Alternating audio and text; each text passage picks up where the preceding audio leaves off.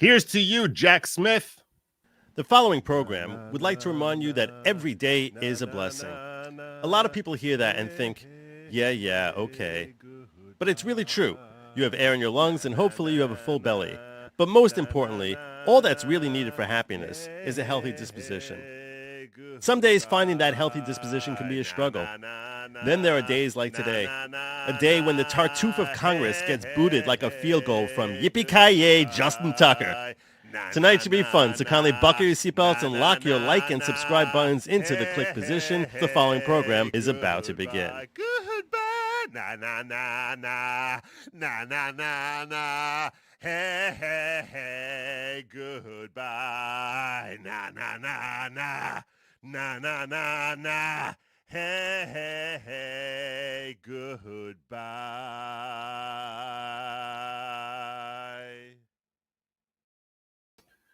Good evening, everybody. Welcome to the following program. I am your host, Joe Neerman, a.k.a. Good Lawgic.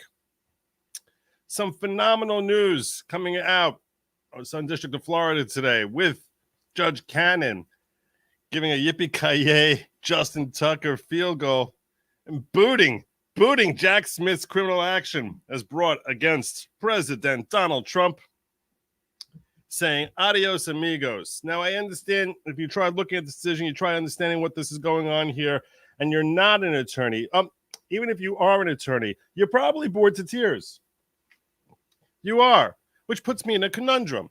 It puts me in a conundrum because the objective, if you're a podcaster, in case this hasn't dawned on you, the objective as a podcaster is to make sure you're able to grip the attention of your audience. And here it is, I'm dealing with something which sounds about as entertaining to read as YouTube's terms of service. So, no one wants to go through all of that. 93 pages of brilliance, by the way. Really, very well thought out, very well reasoned decision by Judge Eileen Cannon. But nonetheless, she's parsing through sections of the U.S. Code, which, and the language that's used there, and the basis for why she's interpreting certain sections thereof the way she's interpreting them, not finding in favor of the state, but rather finding in favor of the defendants, which can be a slog. I'm not going to kid you. Definitely going to be a slog. That being said, I am going to break down for you the ABCs. So you have a basic overarching understanding as to, okay, what the hell just happened here? What are the ramifications? And, where do we go from here with respect to this specific prosecution? We know there's other ongoing litigations, but where are we at with respect to this specific litigation and any appeals that Jack Smith intends to file, and how all that should play out. So that's first and foremost. I'm going to follow up when I'm done with this, after I break down the whole thing for you and go through a little bit of actual language from the decision. We're not going through 93 pages. I might get some choice selections here and there. So with respect to the second half of this show, I tend to spend a lot more time talking about JD Vance as a vice presidential pick and whether or not that's a good choice. Very, very mixed sentiments in the MAGA section. I spent at least 2 hours today on X Spaces. If you follow me on Locals, you were able to enjoy my debating with fellow Magans. Is it Magans? It's definitely not Magans. fellow MAGA followers. What is that? Almost that. Yeah, and really arguing with some of them vociferously, some of whom, between you and me, I think are kind of stupid. Not many, but a handful. Certainly one in specific. I may name names, I may not. For now, I'll just say that the one person who I found to be particularly dim-witted was a loudmouthed harpy whose name may or may not rhyme with Willie Cleaver. So, yeah, but we'll talk about that. I'll break that down for you as to, and I'm going to hear from you. I'm probably going to open up phone lines at some point here so I can get feedback from you guys as to what you think what you think of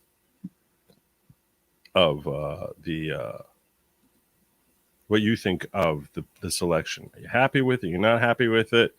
And the poll that I put for this show, 171 votes so far, it's actually getting pretty favorable results. Pretty favorable. Thanks. But we'll see. I'm going to hear from some of you on that. I definitely want to hear back from you on that. Before I can do any of that, though, it's very important.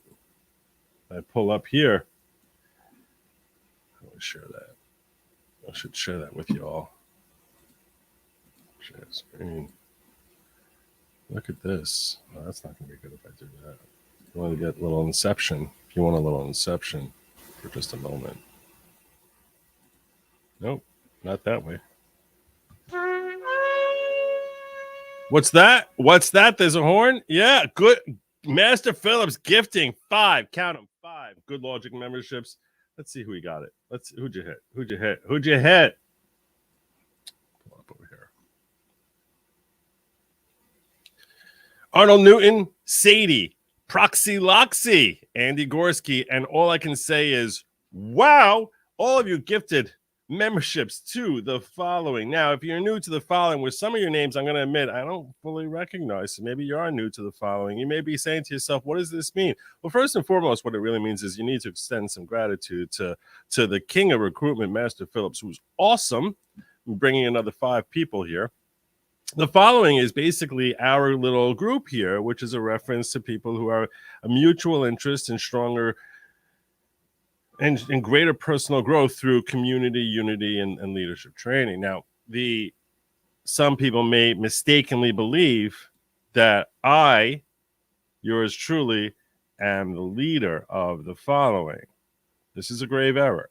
I am not the leader of the following. Say it with me.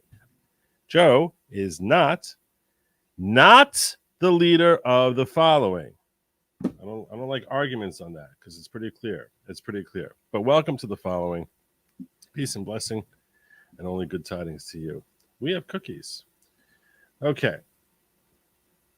With that, what else do we have here? He's on TV. Trump is at the RNC right now. He's on TV. Is he really? Why do I have this?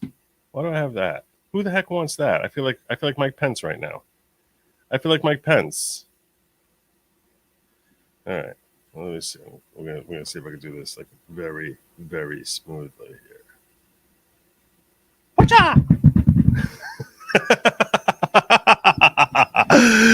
That didn't go well. That did not go well. I was very close. Elon pledging $45 million a month to elect Trump. Check local. Also, Trump making first public appearance post shooting. Okay, I'll check locals.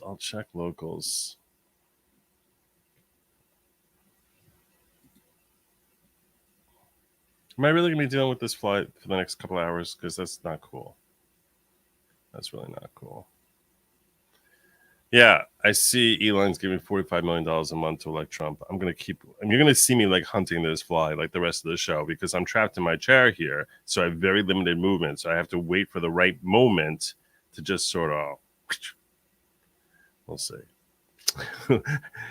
I'm very curious to see if I make it anytime during the next 2 hours that I manage to kill that fly. We're going to see. Peace be with you. Still waiting on your move down south. It's coming. Soon enough, probably. Probably not like, I wouldn't like, don't wait by the airport. Like, that's not a good call. Do not wait by the airport. That I certainly recommend against. All right. So a lot of you have questions. You're trying to understand, okay, why was this case dismissed? What does this mean for any of these other cases? What's the story here? Okay. So Trump brought a motion basically saying he's not a valid special prosecutor, not properly appointed and not properly appropriated for. That's essentially what his motion is. And that was successful in getting, it was granted and required the dismissal of this case. What is the heart of the argument here? Because I'm going to tell you right now, there are like 20 different bases. All right, I really just exaggerated that, but let's say 7 different arguments that Jack Smith put up to try and cling to one lifeline after another as to how it is that he has legitimacy as a special prosecutor and has authority to bring this case. Which most of them, Judge Cannon was like, nope, nope, nope, nope, nope, nope. And then she focused on one of them, specifically his argument as it relates to 28 USC 515B. And she spent a great deal of time because that seemed to be his strongest argument. And she wanted to cut the legs out to make crystal clear why it is that that will not work for him and not avail him. What you need to understand in general is this. Where does authority come from? So we have an executive branch, right? The DOJ and the special prosecutor, everyone's working here as part of the executive branch. The concept of a special prosecutor or special counsel or independent counsel, and she mentioned how a lot of these names just seem to morph, and there are slight variations as to the implied meaning of each of these names. She mentions that in her decision.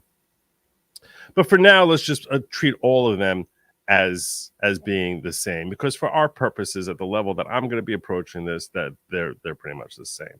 The objective of a special counsel, a special prosecutor, is to step outside of the DOJ. And it's supposed to be something that is designed to do, oh, wow. Dang. Oh, this is going to be a nightmare. This fly is going to be like it's going to be like my bane. My apologies.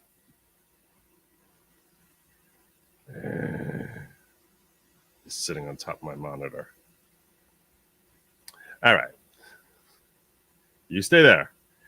Okay. So the point to a special prosecutor. Yes, I missed. I'm not having a Pence moment. Because I'm seeing the fly. I'm not letting it rest on me. I don't know where he went now. Okay.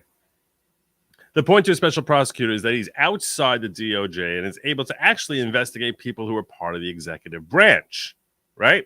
That's what he's able to do. The question is the authority for there to be such a thing as a special prosecutor. Because if you think about it, Attorney General Merrick Garland, he has authority by statutes. The different roles of the different agencies, in whether you're talking about the FBI, the DOJ, the IRS, all of these are created by statutes. And she fixates and starts off her fixation by talking a lot about the importance of separation of powers.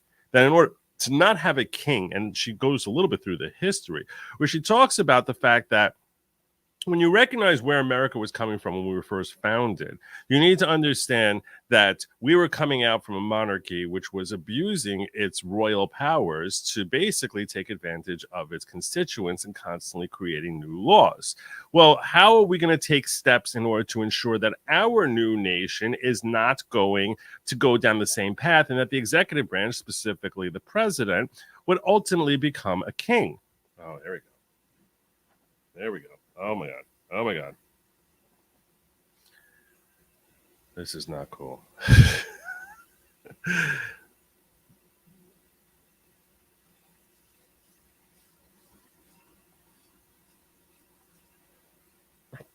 So how are we going to make sure that how are we going to make sure he does not become a king? Well, the way we do that is we have separation of powers.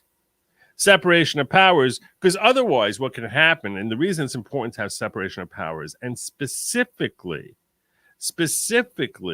to ensure that any of the powers that are being employed by the executive agency are going to be powers that are within his purview and are appropriate for him, is instead of him deciding, you know what, we need a new office now that's going to be in charge of swatting flies. Oh, look at that. This son of a gun. This is a problem because he's young and fast. He's young and fast. Let's see what you want.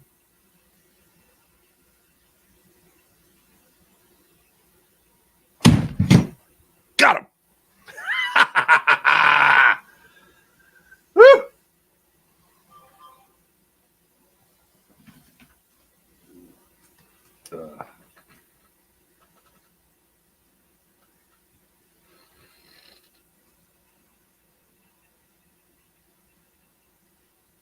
I bring receipts.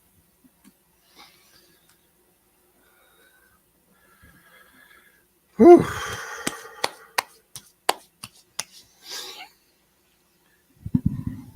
Separation of powers. Okay. So how do we ensure that he doesn't become a king and just start creating new offices and new offices and new offices, which would broaden his powers out? The way we do that is that we say that you cannot create a new office unless Congress, the legislature, passes a law that creates that office and enacts a statute that now creates that office. And it really never fully happened for special prosecutor. It started in 1948. That was the first time they first came up with this concept of special prosecutor, and it morphed over time. That statute was changed in 1994, and it had a 5-year limitation until 1999. And there's a number of times that a special prosecutor has been employed. And it gets very complicated because you're talking about a lot of political situations and a lot of different appointments, and some of these appointments are different from others. And this is why it starts getting very convoluted. It gets very convoluted as to, okay, what powers does he have? But we need to start with this, that unless you find a statute that says that the special prosecutor position is available, there is no position available. Even once it's available, the appointment is supposed to happen by the president. The president would have to be the one who would appoint a special prosecutor. And the problem in this scenario is that Joe Biden never appointed Jack Smith. Instead, he was appointed by Merrick Garland. And the question becomes, does Merrick Garland have the authority to appoint Jack Smith to this role? Because if he has the authority, then we can proceed to step 2 and start talking about the appropriations. But if he doesn't have the authority, if he has no legal right to say, I'm picking you as special prosecutor, then, and he doesn't have that authorization, that jurisdiction, then Jack Smith is off here flying by himself without any legal authority, without the authority to act on behalf of the United States of America, without the authority for him to bring grand jury charges or to bring those charges to court and try and have him convicted. And that's really what the focus here was. And ultimately, when she's trying to figure out what is your basis for saying that there is authority here, and that based on the grounds of authority that are created, that you followed proper procedure for him to be appointed here. And you sort of almost have to work backwards, because you say, okay, these are the steps they took. These are the steps that were took. These steps were not taken. Since you didn't take these steps, so you definitely can't come in under those statutes. You can't come under that theory. So you sort of need to come in, what theory are you coming in here based on the steps that were taken to empower you to go after Donald Trump? And at the end of the day, they end up settling in, while they cite 7 different statutes as potentially giving him legal authority, they really settle in on one as being the key, and that is 28 USC 515B.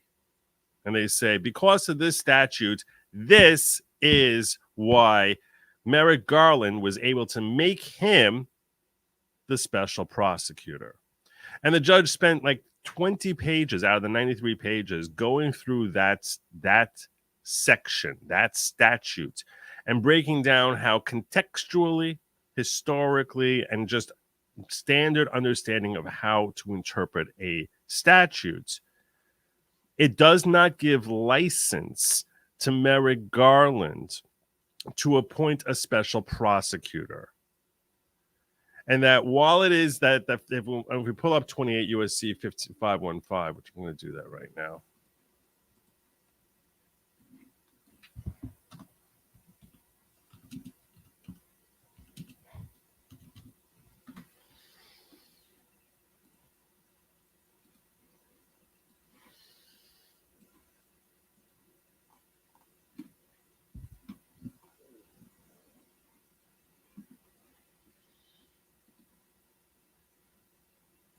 What she says is, and she went through A also, but she spent much less time on A than on B.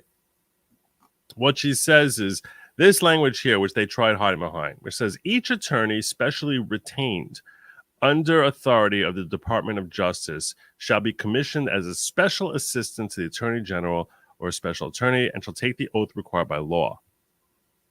And this sentence is what she spent the most time smacking down this sentence as giving a license to Merrick Garland.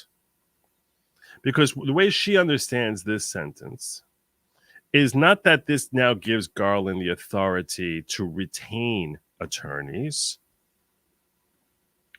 to be commissioned as a special assistant, but that this is talking about someone who was already retained either prior as special counsel or in some other way via appointment.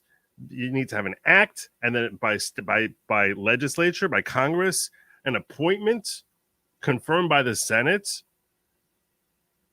So now that person who's retained through that process, that person would be under the authority of the DOJ. He'd be commissioned as a special assistant to the Attorney General. But she's saying this does not special, because it doesn't say, because it says retained, it means that he had to have already been retained. Not that Merrick Garland as Attorney General has the right to retain them. That's how she understands this. And that ends up being the death knell, because that is really what his strongest argument is. And that's the point that they're probably going to try and fight hardest about on appeal, as to whether or not this gives Merrick Garland license to go in there and act as investigator and prosecutor. Because normally those roles of investigator and prosecutor are split apart. Merging them together into one is what they're trying to do through this special prosecutor, and that creates a problem. Ultimately, what she ends up saying is that once we find that he's not been properly designated because Merrick Garland had no authority to appoint him, and she talks a little bit about inferior officers versus superior officers. And she goes through so many different arguments, one by one, that were raised by Jack Smith, and really knocks them out like one at a time. And she ultimately concludes that because he does not have this grant of authority to put Jack Smith in this role, the only remedy that can be affixed here is to basically cancel out the work, because he's acting without authority. And if he's acting without authority, we have to knock his work out and dismiss this case. That is essentially where Judge Cannon starts. That's where she ends up finishing. She makes a second argument saying that the appropriations issue is a serious issue with respect to this, because he seems to have unlimited access to funds. She makes very compelling arguments that you cannot call him an inferior officer, because if he's an inferior officer, that could be appointed by Merrick Garland. And she says it's impossible to really classify him as an inferior officer. What are some of the problems with that? Well, you can't just fire him whenever you want. Anyone else is an inferior officer, he could just fire for no cause, for bad cause or no cause. In contrast, Jack Smith cannot be fired for no cause, because there's certain regulations the DOJ set up for how a special prosecutor operates. The only way that Merrick Garland could fire him would be for good cause. That limits the DOJ's power over this special prosecutor.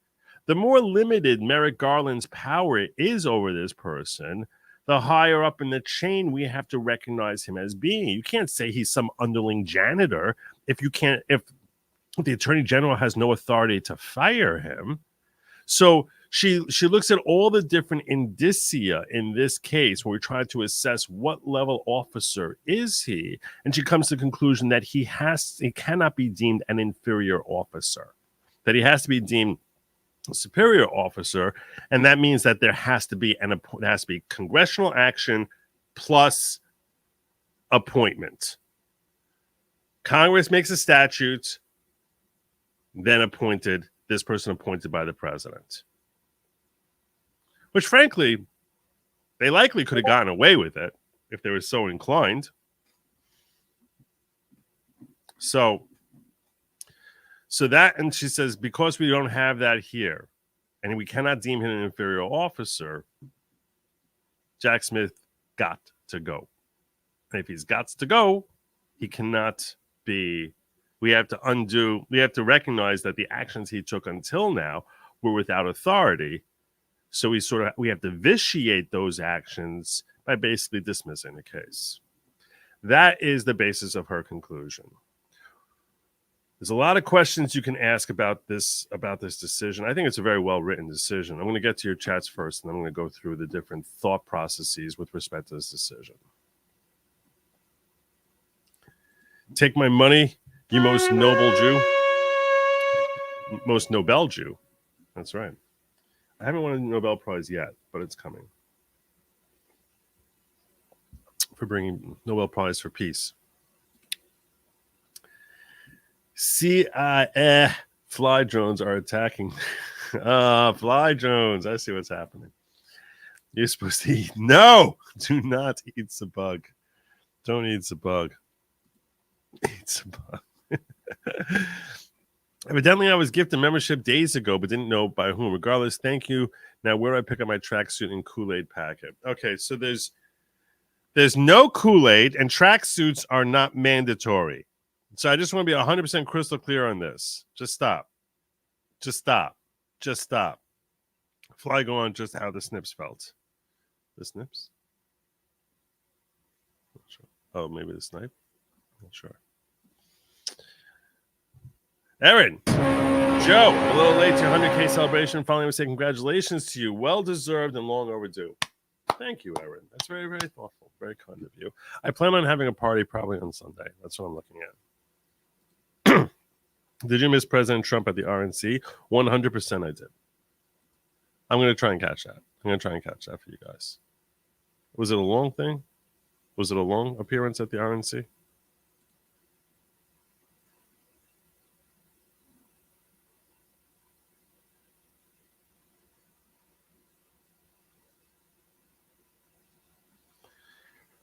It's not mandatory.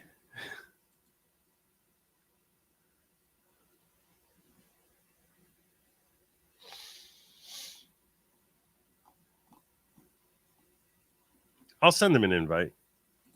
I'd love to talk to them. I can't even do that. Invite. I'll send, no pressure at all, Kurt. But I'm going to send you an invite.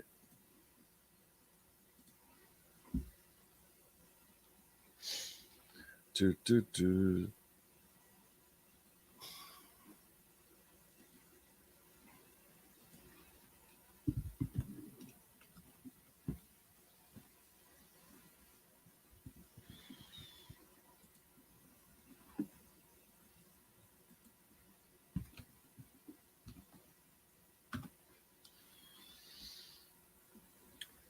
Let me see if I can find the RNC here.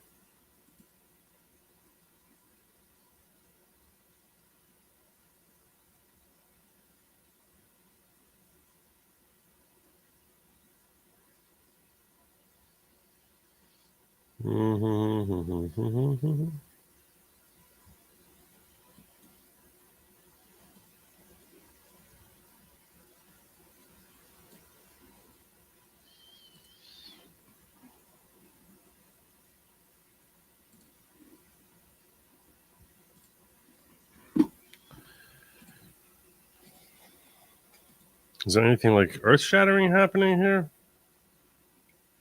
I'm going back like a ways here to try and see this.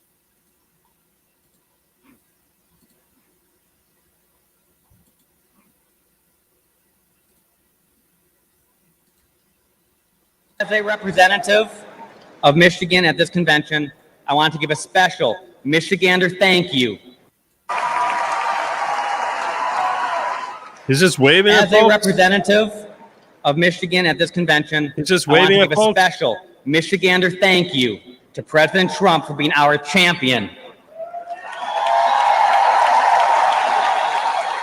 that it? He's just thanking. He has inspired so many of us, even in this room, to step up and get involved. Yeah, this is not. I don't feel like I'm getting much out of this.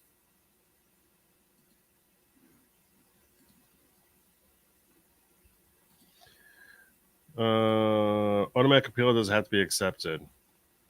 Oh, this is automatic appeal. You can go to circuit court automatically. Only the Supreme Court would have to be accepted, but he's filing an appeal. He is going to appeal. I'm going to talk a little bit about that in just a moment. A year, can I finally get a new tracks? Okay,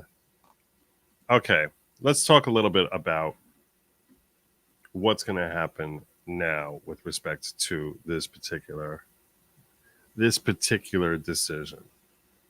What should we anticipate happening now? Well, Jack Smith has already stated his intent to appeal. It's a little interesting, the fact that he's the one bringing the appeal.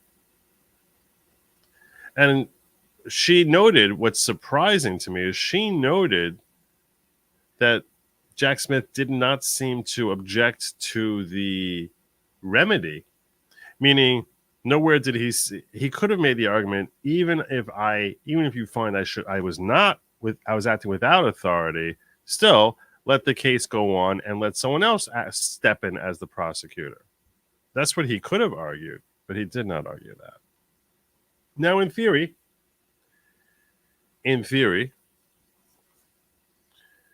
can the 11th Circuit overturn her? Yeah, they definitely can. They definitely can overturn her. Is it possible? Yeah.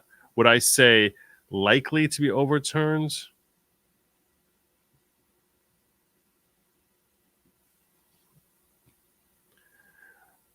I would give it a less than 50-50, but a greater chance than most appeals.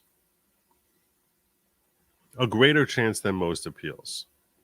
The reason I say that is there is language that she decides to interpret a certain way, that arguments can be made to say, there's been a lot of historical precedent. There's been a lot of historical precedent for special prosecutors, many of whom followed the same ad hoc procedures. Now, she makes the argument that when it comes to interpreting these particular types of statutes, which deal with separation of powers, you cannot just intrude on legislatures' powers by saying we're ignoring you, legislature, and accordingly that they have to be strictly construed, which is logical, I guess. But my point is, that's why I think it's this decision has a better than 50-50 shot of standing up, but the appeal has a better than 5%. Normally, I'll say the appeal has like a 5% chance of winning at best. Sometimes we'll see an unusual case where, like, you look at the Trump's convictions, or not convictions, but the guilty verdicts in New York, and I'll be like, okay, that's got like an 80% chance of being overturned. Not at the first department, but by the Court of Appeals. Then we look at most of the time, most scenarios, I'm looking at less than 5% of the time is your appeal going to hold up. This one I say is more than 5%, because there is a lot of history of there being different special prosecutors, many of whom were not properly appointed in the ways that were contemplated by statute. And it seems like you're undoing a great deal of history to just basically say that all of them are invalid. Issues with respect to, I think Durham had similar issues with his appointment.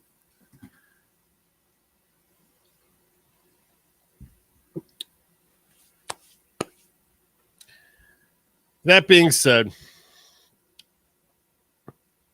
I thought it was delicious reading this, knowing how Glenn Kirshner and Legal Eagle were gnashing their teeth in fury. Glenn Kirshner was screaming the audacity of Judge Cannon to even entertain this application, the audacity of her even entertaining it. Here's another reason to think that it's going to stand up, that's likely going to stand up.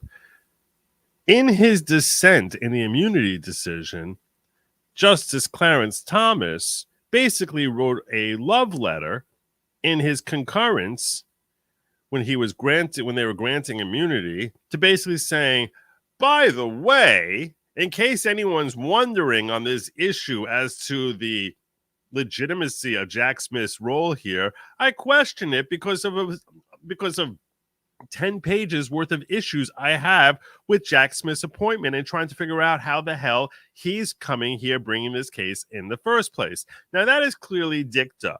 When anything is in a concurrence, is not decided by the majority, is dicta. Dicta is a term that attorneys use for language that's thrown into a decision that is not necessary to support the holding and conclusions of the decision. Interestingly enough, Judge Cannon, it goes through dicta and defines dicta because part of her argument is that one of the cases that Jack Smith was citing to try and say there's legitimacy here was U.S. v. Nixon, and a certain statement that was made in U.S. v. Nixon, even though Nixon was a very different situation. And she said the particular part that Jack Smith is looking for me to agree with him on as being important and relevant here, I believe is dicta. And here is why. And she starts explaining the rules for understanding when a part of a decision should be interpreted as being dicta.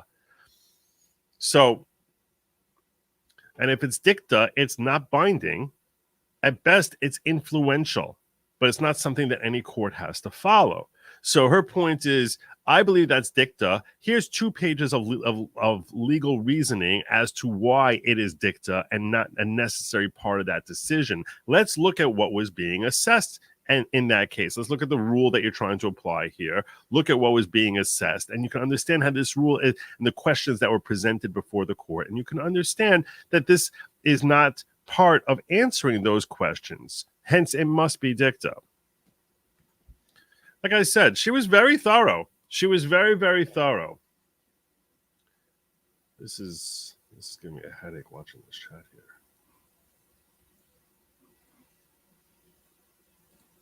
The individual tax. All right. They're trying to sell this RNC as something we all should be watching right now. And I'm going to be watching parts of it, that's for sure. How is this going to impact your ungagged Trump efforts, Supreme Court drive? Well, we already rejected. Let's go through the different impacts here. Okay, 11th Circuit may overturn Judge Cannon. A lot of people think the Supreme Court is going to support, even if the 11th Circuit were to reverse Judge Cannon, that the Supreme Court may reverse the 11th Circuit. And the 11th Circuit is going to agree with Judge Cannon's logic here. We can be very confident that at least one justice is going to agree with Judge Cannon because Clarence Thomas, like I said, spelled out all of this for 10 pages in his concurrence. Even when the question wasn't presented before him, it was a very unusual concurrence because that was not a question that was at all before the court. And he's just like, let me just tell you my thoughts on this issue, which is really unorthodox. It was really unorthodox, to be fair. So that was where, so a lot of people think the Supreme Court is going to uphold it. Now, to be fair, logically, the DOJ can bring this case against Donald Trump without Jack Smith, right? I mean, they don't need Jack Smith to bring it. They can follow these charges. And they likely, in fact, if he loses the election, they likely will.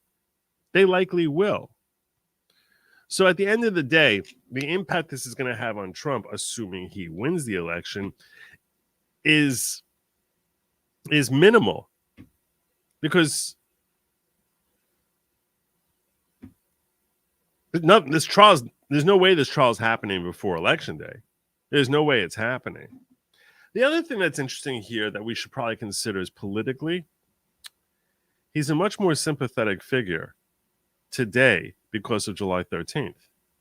The attempted assassination makes him a much, much, much more sympathetic figure. So all the people who are banging the drum about how we have to remove Adolf are, I think they lose a lot of their fire. Yeah, a lot of people on the left were screaming, oh, I can't believe he missed or whatever.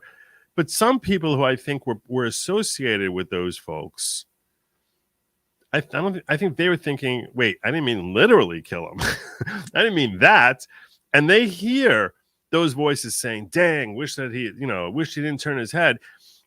And I think that the reveal as to the ugliness of those lunatics is something that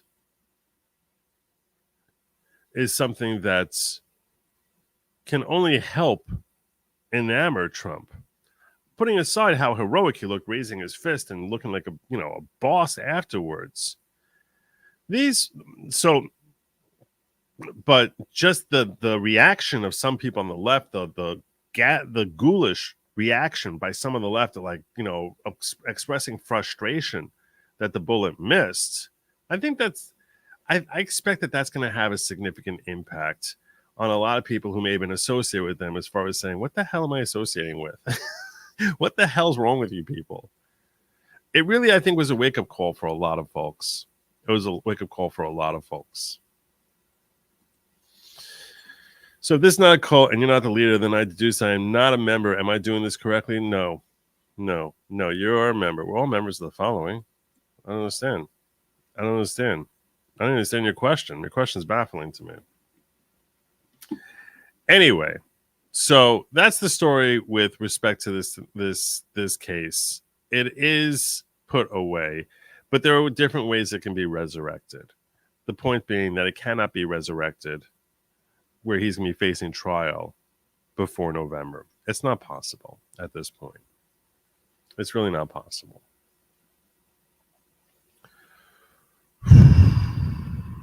Now, some of you are saying, wait a minute, Jack Smith has that other case in Washington. How does it work with respect to that? Well, I think he already lost a motion on this in Washington. Does this resurrect that? I don't know. Who the heck knows what's going to happen, what it's going to get to the Supreme Court. They're already dealing with other issues because of immunity, trying to figure out what charges are left. Right now, all these charges seem to be going up in flames one by one. And frankly, I'm here for it. I'm loving it. Ba-da-ba-ba-ba. Unbelievable. But one issue that a lot of people are talking about today that I was arguing with a lot of my friends on the right about as we slip away from the Jack Smith and the dismissal of that case. I want to get your thoughts on JD Vance. Where do you stand on JD Vance? What's your take on it? Do you like JD Vance? Do you hate JD Vance? Do you think this was a good pick? Do you think this is a bad pick? Do you think that this was a pick that's dooming us? Do you think he should have picked someone who's more moderate? Do you think that he's not trustworthy? A lot of people say he's a snake. A lot of people say he's a terrible person. I want to actually pull up here. Let me see if I pull up here.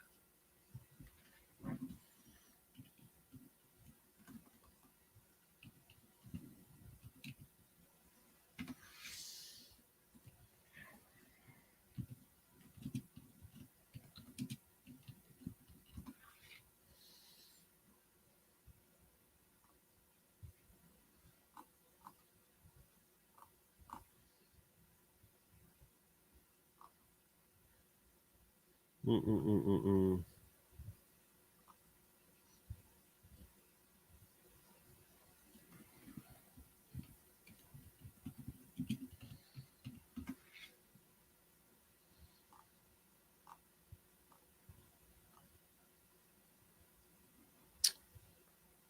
are you? Apparently, at one point, Several years back, he said that he's torn between he goes back and forth between trying to figure out whether Trump is just a cynical a-hole or America's Hitler. That's a direct quote from him, as best I recall. I'm gonna get the exact quote.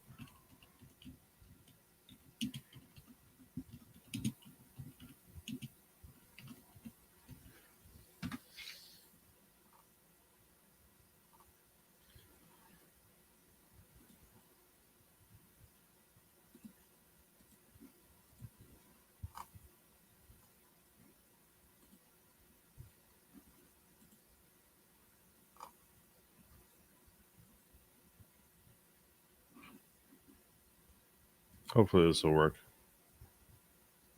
Hopefully this is going to work. Come on.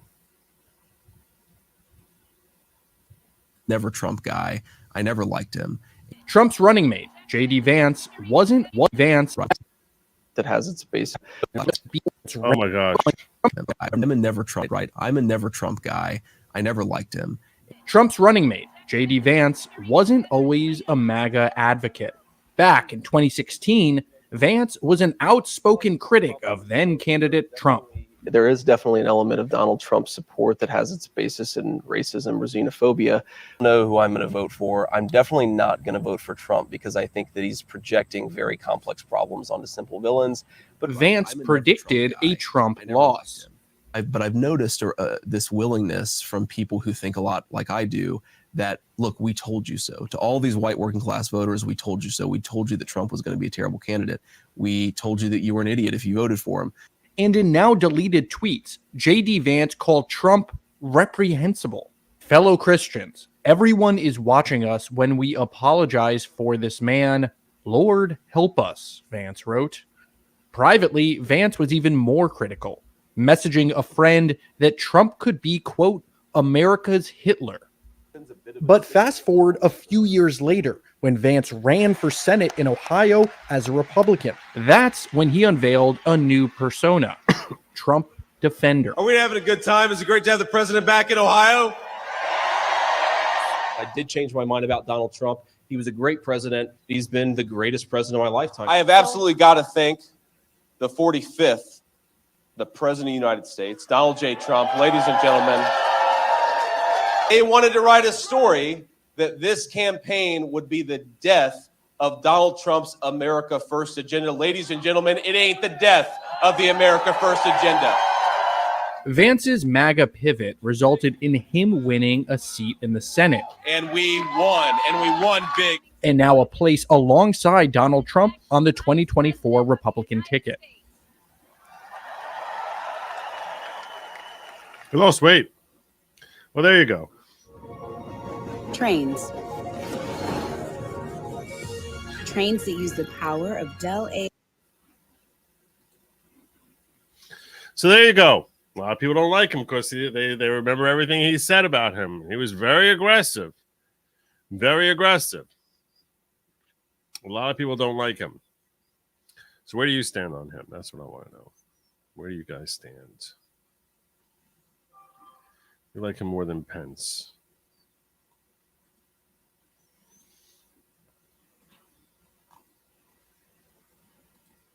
No.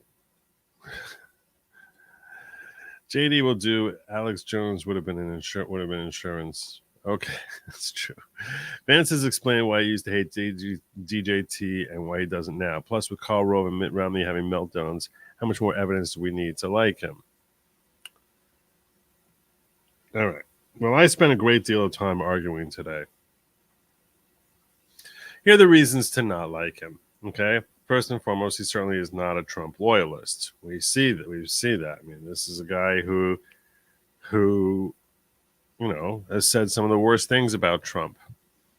People in the space that I was on today were very concerned about the idea that Trump would be surrounding himself again with people who are snakes and are basically trying to use him. And when they need him, they're going to be all cozying up and buddying to him. And when it's politically opportunistic, and then the second a second later, they turn into snakes when it suits their needs. And I was like, okay, I understand that. I get that. Other people say he's too hardcore right. He's too hardcore right. JD Vance, not career politician, therefore not perfect, but no one is. Joe, any comments on why is Glanville getting the boot? I wasn't going to go into that tonight. I was going to save that for tomorrow. Let me save that for tomorrow. Vance reminds me of Obama, a new senator of 2 years, and now VP candidates. Interesting. He did spring up out of nowhere, like literally out of nowhere. I and many other conservatives didn't like Trump when he ran. I understand where Vance was coming from. He saw Trump's results and matured his opinion. I respect that. Congrats on 100K. Thank you so much, Prince of God. Prince of God has been here since I was streaming to 25 people. So I appreciate that, brother. I appreciate you. And so a lot of people, I think, were saying basically we can't trust the guy because we saw how he bashed Trump and now he was hating on him.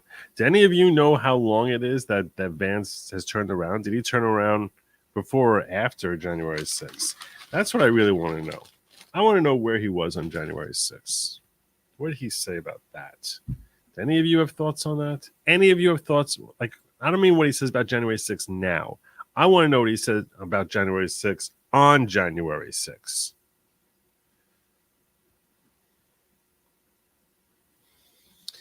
Little Miss says, Digger 44 here. Let me call in. I met Vance in Appalachian Writers Conference before he did politics. He's a far more exciting pick than Pence. You sounded perfectly on X-Base. Part of MAGA only follows Trump. Part mainly cares about policy. So this is what I was talking about on X, when I was really arguing primarily with Millie Weaver, but a couple of others also. So the first thing is they're furious because they're like, how do you pick a guy who's a snake who is bashing you? What the hell are you thinking? What's going on with you? Why would you even be thinking of having this guy in here when you know he's a snake? And my first thought on that was, okay, I get where you're coming from on that. And I want to see him surround himself with people who are loyal. But at the end of the day, is loyalty from a vice president really that critical a thing in most scenarios? I know we feel once bitten, twice shy because of Mike Pence and the utter disappointment that he turned out to be on January 6, 2021. And he was. He was an utter disappointment. He was a coward. That's what he was. He was a coward.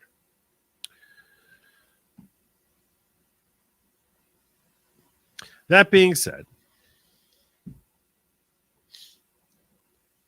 historically, first of all, I mean, president, vice president weren't even always from the same party. Why does a functioning government depend on them being friends with each other? Because they can go months without having any communication with each other at all. Like, at all. It's a weird situation that unfolded with the January 6th event that Mike Pence had an opportunity to display his loyalty or disloyalty to not just Donald Trump, but American values. By and large, a vice president is a figurehead in the most blatant senses of the term. He's a heartbeat away from the presidency, president of the Senate, who does nothing other than casting a deciding vote if there's a tie in the Senate, which you presumably know which way he's going to vote. So it's basically like having a 51st senator, a tie-breaking senator, which almost anyone who's going to be sitting there is going to get that vote right. So as far as functioning on a day-to-day basis, the vice president really doesn't do very much. And if he hates Trump, if he's bashing Trump behind Trump's back all the time, it's really not going to do anything to impact the effectiveness of Trump in bringing forth his policies. So in that sense, let's assume that he's the snake everyone assumes him to be. Is it likely that that's going to have any impact on Trump at all? Any impact at all? And I respectfully submit it's highly unlikely it'll have any impact on him. Highly unlikely. Okay, so why should we care about it? Well, the two reasons we should care about it is because A, we think to ourselves, what's this doing to help his ticket? What is the vice president who's been tabbed do to help Trump become elected? And what happens if, God forbid, something happens to Donald Trump and the vice president steps into the role? Those are essentially, that's it. How does it work on electability? And how does it, and what will happen if he steps into the role? So, in order to understand him stepping into the role, because if he steps into the role, presumably it's not because he's the one who offed the president himself. It's that something happened to the president by either natural or unnatural causes that were unrelated to the vice president altogether. And now this vice president is now serving as the president. To me, that makes it a lot about his policies. I need to know, okay, look, Donald Trump will be turning 80 shortly. If he needs to step down, is the guy replacing him going to be implementing policies that I like and that I can go along with? I mean, that's really, to me, that's a very pivotal thing.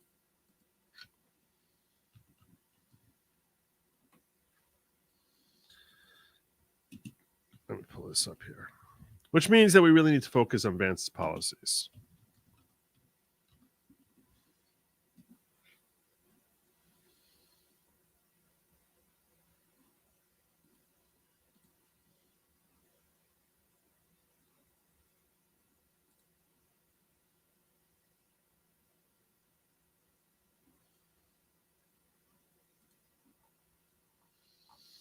So here we go. With respect to his policy. Hold on a second. Notice all Trump's Social Security are big dudes. Secret Service are big dudes, and that's pretty funny. It's Trump's pick. All cans have baggage. All candidates have baggage. That's true. I admit I went third party in 2016, but Trump in 2020. Here's the thing also, by the way. Yeah, when I voted for Trump in 2016, I did not have very high aspirations that he would be a great president. When I voted Trump in 2016, my vote was motivated 97% by bitter hatred of Hillary Clinton. Bitter hatred of Hillary Clinton. And 3% thought of like, oh, you know what? He's a professional. He's a businessman who I think he's a narcissist, but he hopefully will be so interested in creating a presidential legacy that is favorable that he's going to bust his tail to do a good job. So he'll be working in his own self-interest, but here his self-interest and my interests align if he actually follows through on the various promises he was making. So yeah, but I was not confident at all that he would become nearly the president that he became. So that's why, and I recognized him for having a lot of character flaws which were concerning. But so that's why when I hear people were saying he's a narcissist, he's insecure, he's a clod, he doesn't know what he's doing, he's the wrong guy, he's a danger, I can understand people saying that in 2016. I came around pretty quickly. By 2017, 2018, I was a huge fan of his. Huge fan of his. I came along pretty quickly. And that's why I'm wondering, when did JD Vance come along? That's why I care about where he stands about January 6th.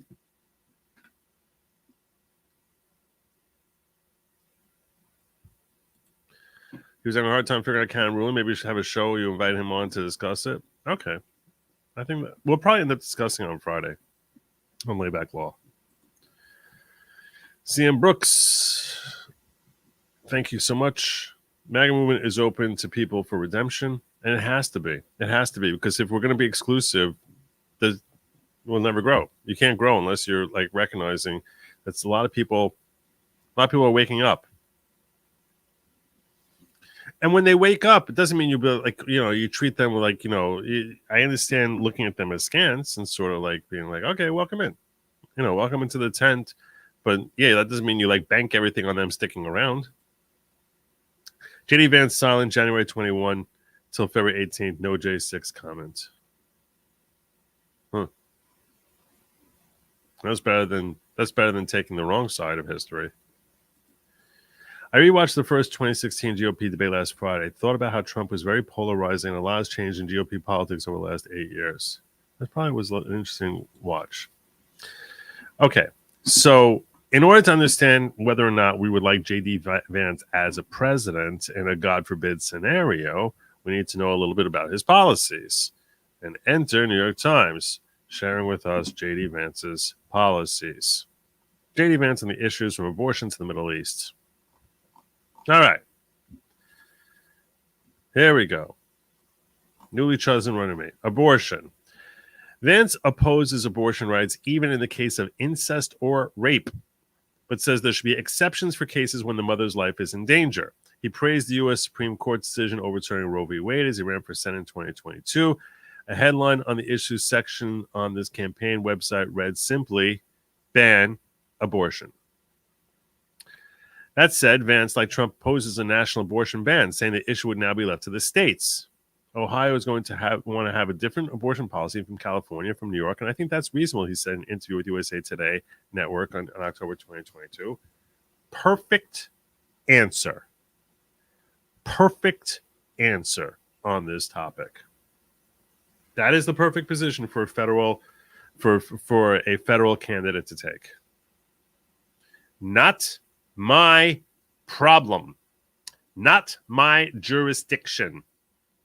Perfect answer. He's Catholic, which you can understand that as a Catholic, I believe he takes his religion seriously too. He's not one of these fly-by-nighters, from what I understand. So you can understand his stance on abortion. But just because that's his personal stance on abortion, that doesn't mean he has to try and implement it on the national stage. And accordingly, this is the perfect answer. In fact, you want to know what the perfect answer would be? Perfect answer would be like, the only policy I will ever endorse is something that prohibits the federal government from ever setting a national policy. That's the only thing I would ever do. Stay out of it. Stay out of it. The idea being, and this, by the way, should be brought up all the time. Never, ever, ever, ever, ever will we come in here and try and determine a national policy. Just so all you women who are worried about it, stay home, because it's not going to affect you at all. That's essentially how you come at it. Ukraine. Vance has been one of the leading opponents of U.S. support for Ukraine in the war with Russia. Quote, I think it's ridiculous that we're focused on this border in Ukraine, he said in a podcast interview with Steve Bannon, the former Trump advisor. I got to be honest with you. I don't really care what happens to Ukraine one way or the other. He led the battle in the Senate unsuccessfully to block a $60 billion military aid package for Ukraine. I vote against this package, and the Senate remain opposed to virtually any proposal for the U.S. to continue funding this war. Mr. Biden has failed to articulate even basic facts about what Ukraine needs and how this aid will change the reality on the ground. There you go. Are these policies you like? Are these policies you embrace? Are these policies you can go along with?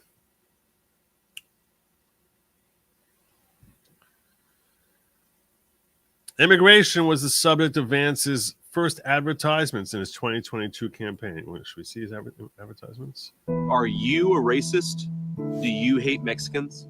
The media calls us racist for wanting to build Trump's wall. They censor us, but it doesn't change the truth. Joe Biden's open border is killing Ohioans, with more illegal drugs and more Democrat voters pouring into this country. This issue is personal. I nearly lost my mother to the poison coming across our border. No child should grow up an orphan.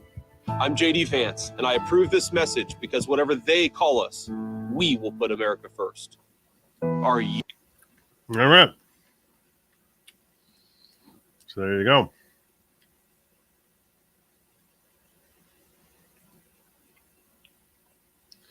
While most heads were met concerns, Mr. Vance said he wrote this one himself. Joe Biden's open border is killing Ohioans. There we go. We just saw that. Views on immigration largely echo Mr. Trump.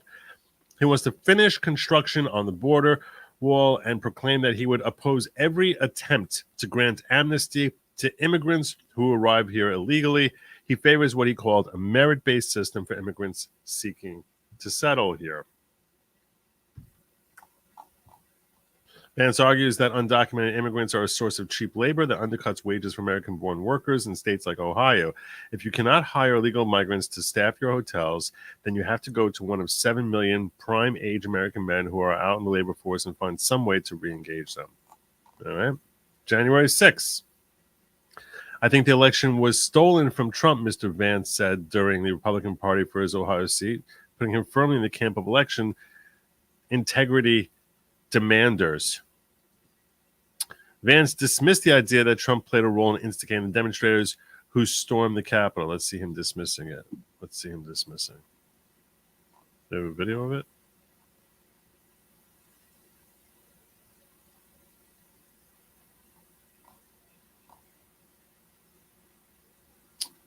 It's going to be a long thing. It's a long commercial already. And he said that if he had been Mr. Trump's vice president then, he would have bowed to Trump's demand and rejected electoral votes from several swing states won by Biden in 2020. Wow. All right. We're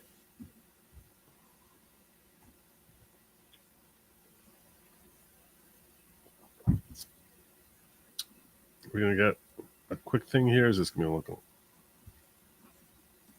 Well, George, good morning. We are right along Jordan's border with Syria. That's Syria just in the distance behind me. And tensions have been high here as officials confirm that U.S. and British forces, supported by 6 other countries, unleashed a new large-scale attack on Houthi targets in Yemen, including deeply buried storage facilities. Why are we watching this?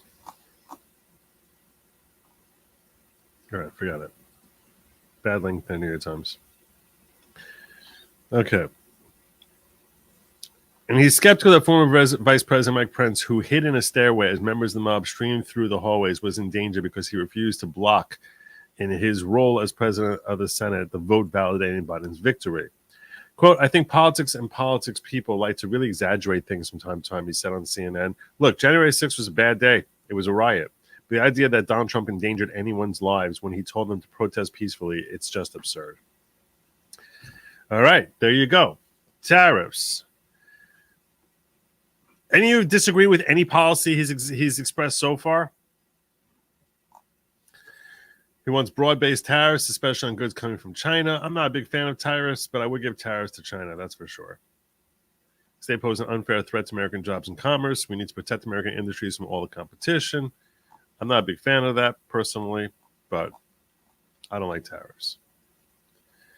Maybe China. Maybe China. Maybe China. I don't know.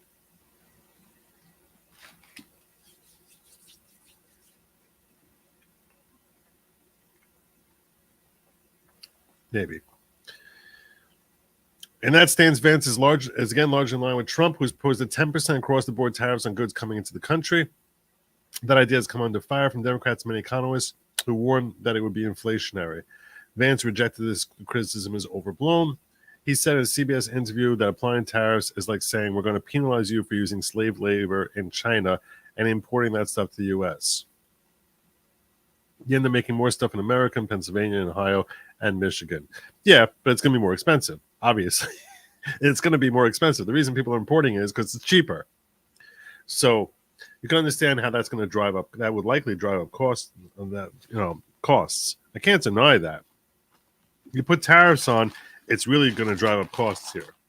It could hurt inflation. I'm not a big tariff fan guy. I'm really not. I'm not a big tariff fan. Climate. Vance has said climate change is not a threat. And he said he's skeptical of scientific consensus that warming of the Earth's atmosphere is caused by human activity. Quote, it's been changing, as others pointed out, changing for millennia. Vance is a strong supporter of the oil and gas industry, which is dominant in his home states, and has voiced opposition to wind and solar energy and electric vehicles. On the Middle East, he's been a steadfast supporter of Israel throughout the country's war in Gaza, defending wartime policies in the face of growing criticism over the civilian death toll.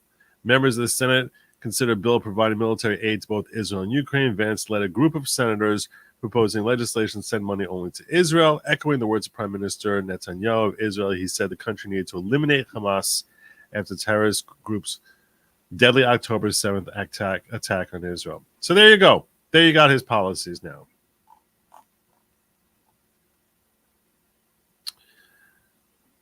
Now you got his policies. So my question to you is, so when I read these policies off in the space, and people say, wow, he sounds really hardline right. Wow, he sounds like a real... Maybe Trump should have gotten more of a moderate. He should have gotten more of a moderate because that would help him win votes. This is what I was listening to there. I'm like, are you out of your friggin' minds? Are you crazy? Are you crazy? I want to explain something to you. This is really, really important. You either believe in this crap that we're saying all the time or you don't. It's really that simple. Okay, Millie? You either believe in it or you don't. Never, perhaps never, has there ever been a candidate as weak in the last century since the Great Depression. There has never been a candidate as weak as Joe Biden is right here, right now. We've never had an incumbent this weak. So many reasons to hate him. So many reasons to recognize he's totally incapable of getting the job done. So many ways that Trump is rising like a bullet, that he's actually being recognized for the martyr that he is, that he's being shot at and looking like a boss badass. If there was ever a time to sweep in people who actually believe in putting America first, today, now's it. This is it. This is it. And you're telling me you want to have the backup guy be someone who's more of a moderate? What does that mean? You mean like a neocon? That's what you mean. So what is it that they're advocating for? I want someone who's loyal to Trump and a neocon. First and foremost, there ain't no such thing. There ain't no such thing, okay? Because the neocons, all they care about are their own skins. They only care about their own neck. You think that Lindsey Graham is a better choice? What are you asking for here? What the hell are you asking for?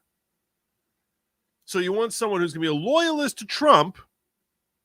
And what I basically pointed out at them was, I don't understand what you're saying here. To me, MAGA is not about Trump. MAGA is about policies. Here's a guy expressing the policies that we all like. And you're saying that's too much? What is wrong with you? Like, I don't understand that. And instead, what do you want? You want someone who's going to basically bow down to Trump and be a loyalist to him no matter what? And that if he's not a true Scotsman, in that case, we're going to kick him to the curb. And that's not to say that he hasn't used very abrasive language against Trump. He was very aggressive against Trump in his criticism. But you're going to tell me now that he has at least given the face of doing an about face for the last 4 years or so, Trump seems to buy it. So are you going to tell me now? You're going to tell me now that instead you want to have someone who's just pledging fealty to Donald Trump, and that's what you want, even though they're much more of a moderate. So they want to give money to the Ukraine. You're going to be happy with that? But hey, it's because that's going to appease the left. That's going to win a handful of voters. Stop it. Stop it. Stop worrying about the handful of voters. Do we need to win? Yes. Was there ever a time that there was? I mean, arguably, never an opportunity. Well, we should be seeing a landslide here. A landslide. Everyone knows it. So, yeah, I'm not worrying about a guy who maybe is going to get me an extra couple of votes and be a terrible president if they step in. Be another George Bush. Is that what we want? Another George Bush?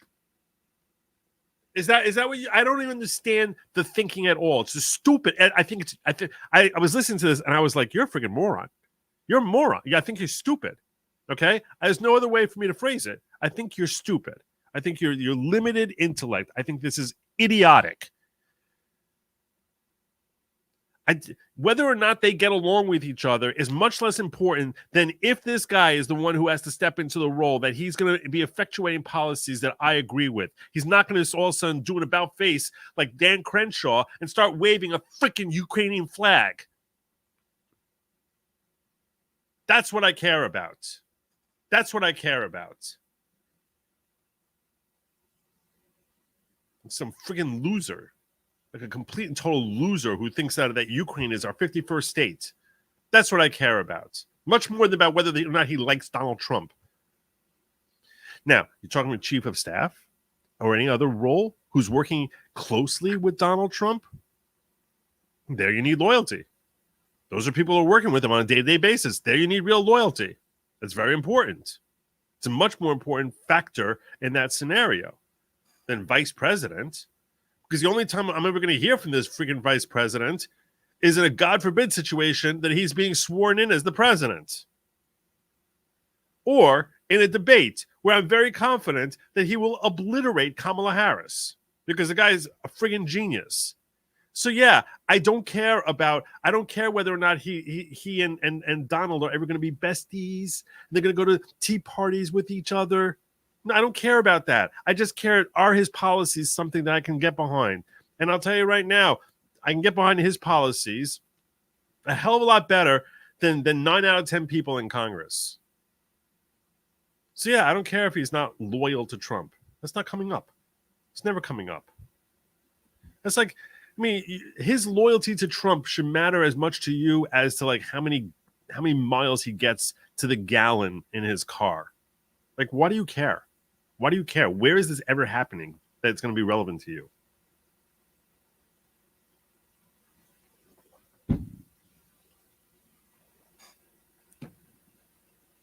Chief of staff, which I'm praying, I really want to see him give that to Vivek Ramaswamy because I think Vivek is brilliant and has creative and novel ideas as to how to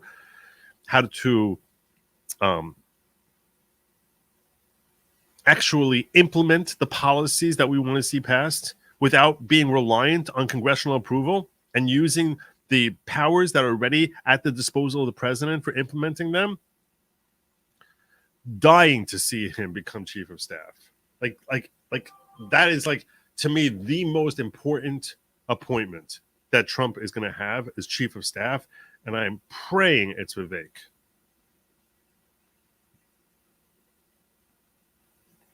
Much, much more important than the figurehead pretty boy vice president. Not that he's really a pretty boy, but the point being that it's just for...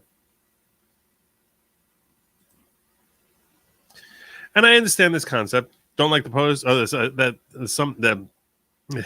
when you have that Kamala has basically served as Biden's insurance, and no one wants to see Biden gone because you're going to hate Kamala more.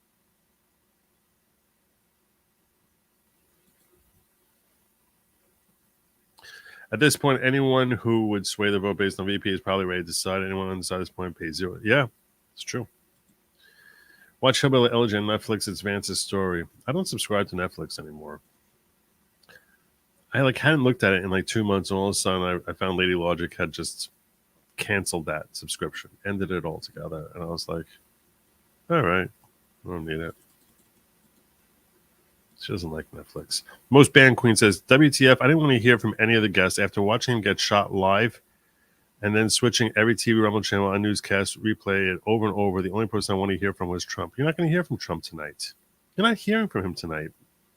That's not the way it works. He's speaking on Thursday. I don't expect you to hear from him the rest of the week. They need to completely revamp the way they did opening night. They're not going to give you Donald Trump. Brecknick says, good Lord, let's see you move here to Dallas. I'm out. At least we're not Houston. It's funny you say that because I have friends in Dallas. I have very good friends in Dallas. Like guys I went to high school with. who I still remain close with to this day.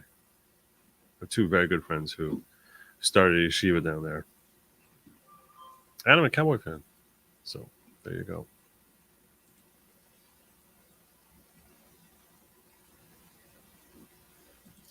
It's not enough.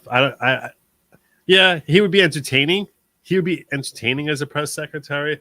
I want him to wield far more influence than that. Far more influence. But he would be a fun listen. He would be a fun listen. All right. At this point, I want to hear from you. Do you like JD Vance as a vice presidential pick? Why or why not? Let me check my local folk. My local folk.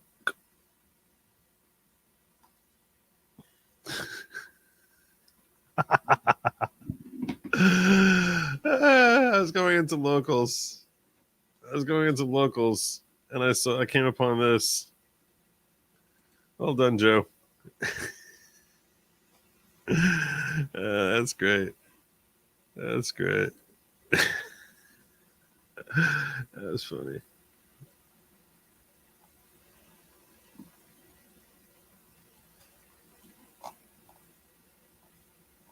Good here.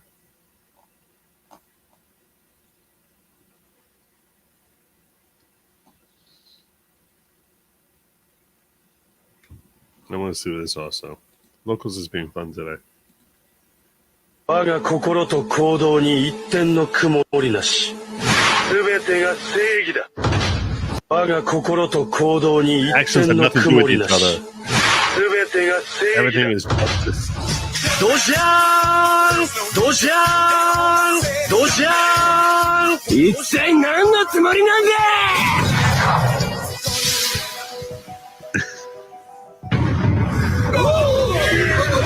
遺体はこのバレンタインのことを好いてくれて That's pretty cool.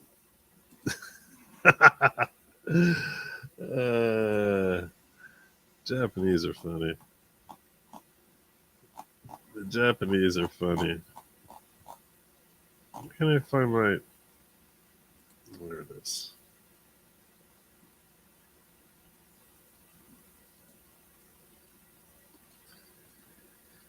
People says testing tips, they seem to be disappearing after sending. Not only is Joe not the leader of the following, he's also not Mr. Miyagi, as we just learned by his attacking on the fly. Well, I got that fly pretty good. Thank you much. Got him pretty good. If you move 16th Amendment, add tariffs all you want. Yeah. Yeah, that'd be great. Chris, thank you so much for the super chat. I appreciate it. All right, I'm opening up the phone lines. The number is 972. This is for first I'm opening up to the intelligent by not writing the number anywhere and just telling you what the number is, which is 972-454-0703. 972-454-0703. If I don't write the number, I just say it like this. I sort of feel like I'm screening out people who can remember 9 digits. 972-454-0703. But I will write it out shortly. I will write it out shortly, just because I feel bad. Oh, thank you, Chris. You're too kind. But I do want to hear your thoughts on JD Vance. You like him? You don't like him? I don't like this idea of getting a moderate. To me, that's crazy talk. You're not getting any votes out of that. That's how we created Washington. Let's get a bunch of jackasses who don't really believe in anything, really good at kissing butt, like whether it's Donald Trump's butt or someone else's butt, don't really believe in anything, and bring them into power. So stupid. Call from waiter. Shay! Hey, how are you? You didn't expect that I have you in my phone there. All of a sudden, it just merged over. I had to pull that up pretty fast before his name came up. This is it. This is a guy who lives in my town who I know personally. How you doing tonight, Shay? I'm doing good tonight. Watching US. I do most nights. Huh? I just want to call and congratulate you and give you a big milestone on the 100K. Oh, that's very thoughtful. Thank you so much. Thank you. Do you have thoughts on JD Vance, though? I don't know much about him, other than when he ran for Senate last year, and I thought Trump didn't endorse him initially, if I remember correctly. He did, though. So a little surprised. He ended up Oh, he did in the end. Yeah. He did in the end. Yeah. Okay. Other than that, I like young candidates, so I'm happy that we have a good young 39-year-old. And it just, shows a stark difference from some other parties where everybody seems to be over the age of 80. That's a great point, by the way. That's a really great point. In that, some people were saying he should have gone Ben Carson. I would have been okay with Byron Donalds. I would have been okay with Byron Donalds. I think that he would have been a not bad pick. But that's a great point. The youth, I think, is a healthy factor. Here's the other thing. Some people were saying JD Vance is supposedly brilliant. He went to and he went to Yale Law School, so he's definitely a very intelligent individual. You don't just Yale Law School is not just the number one law school in the country. It's considered head and shoulders above number 2. So, yeah, he has the opportunity to get up there and say, "You all heard me bash on Trump. I've said terrible things about him, and I changed my mind, and here's why. And this is why you should change your mind." Like, he's in a position to basically say, no, I'm not someone who's some cultist, but here's why I changed my mind on Donald Trump. And perhaps identify with those who are on the fence and thinking that they're terrified of Biden and feeling sympathetic to Trump because of the assassination attempt. I think that he has that position now, which few others who were in the running for his position had the ability to make that argument. You think that has any possibility of helping him? I definitely think that does, and he brings a good energy to the campaign, and definitely has that also right. He was a never Trumper, and now you say, listen, I looked around, I explored other options. There ain't no other option. Yeah. So. All right, my brother. I appreciate the call, my friend. Have a good night. I'm going to continue watching. All right, have a good night, my friend. Take care. Bye-bye. 972-454-0703. You want Ben Shapiro's pressing? That would be hilarious. I'm going to put the number in the chat here because I know some of you are going to want me to do it. So let me do it. And feasting on. Oh my gosh, what is that? Well, I see. Where is it? Well, I see.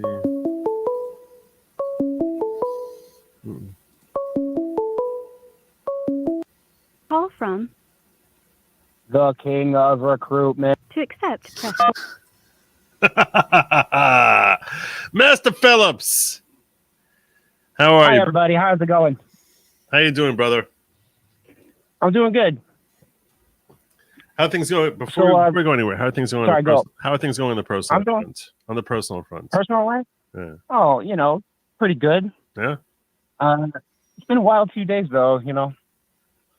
All right. You have war stories to share with us? Well, the president got shot. Okay. Yeah, I heard about that. Yeah. I heard about that. Yeah. Personal war stories? No, that's fine. No, that's I was like, you weren't there, were you? That's tranquil. No, I wasn't there. All right. But you want to talk about Vance, right? So we want to talk about Vance. Let's talk about Vance. Do you think the assassination attempt had any impact on his choice? On his choice, less so, but possibly the timing of announcing it. Yeah, I think he didn't want to announce this early, maybe. But other than that, I don't know. He said he was going to announce it at the convention anyway, right? Before this happened. Right. So I don't know. Here's the thing. From a totally political wonk, party neutral perspective, he's picking Vance because Pennsylvania was close in 2016 for Trump, and he lost it to Biden in 2020. Whereas Pence, Indiana was solid Trump both times. So he's picking a Pennsylvania guy instead of a different Vance state is guy. an Ohio guy. Like, Vance is Ohio. Oh, I didn't look up Ohio. Yeah. Oh, I don't know then. I don't know. I don't know why I thought Pennsylvania. Oh, because Biden was because Biden, and I thought Rust I don't Belt. know. Okay, Rust I totally just embarrassed myself in front of your chat. I'm sorry, everybody, for wasting your time. How are you doing, Joe? I'm doing awesome. I'm doing great.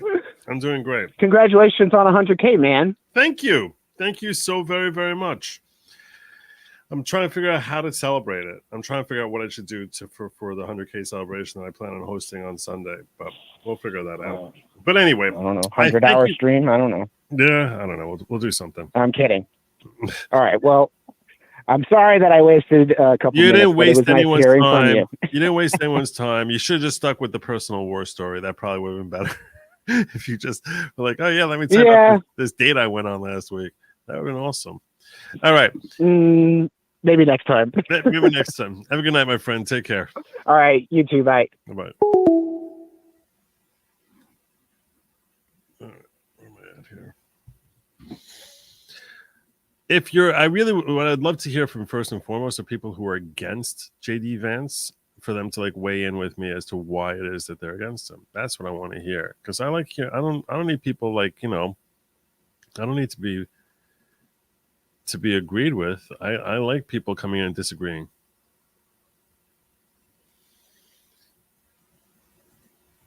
I like people disagreeing. Doc Knows says, congrats 100K. Barnes had a pretty good take on Vance. I linked to it in your locals. You link to it in my locals. All right, I'm going to write the number in here because I figure some people. 972-454-0703. There you go.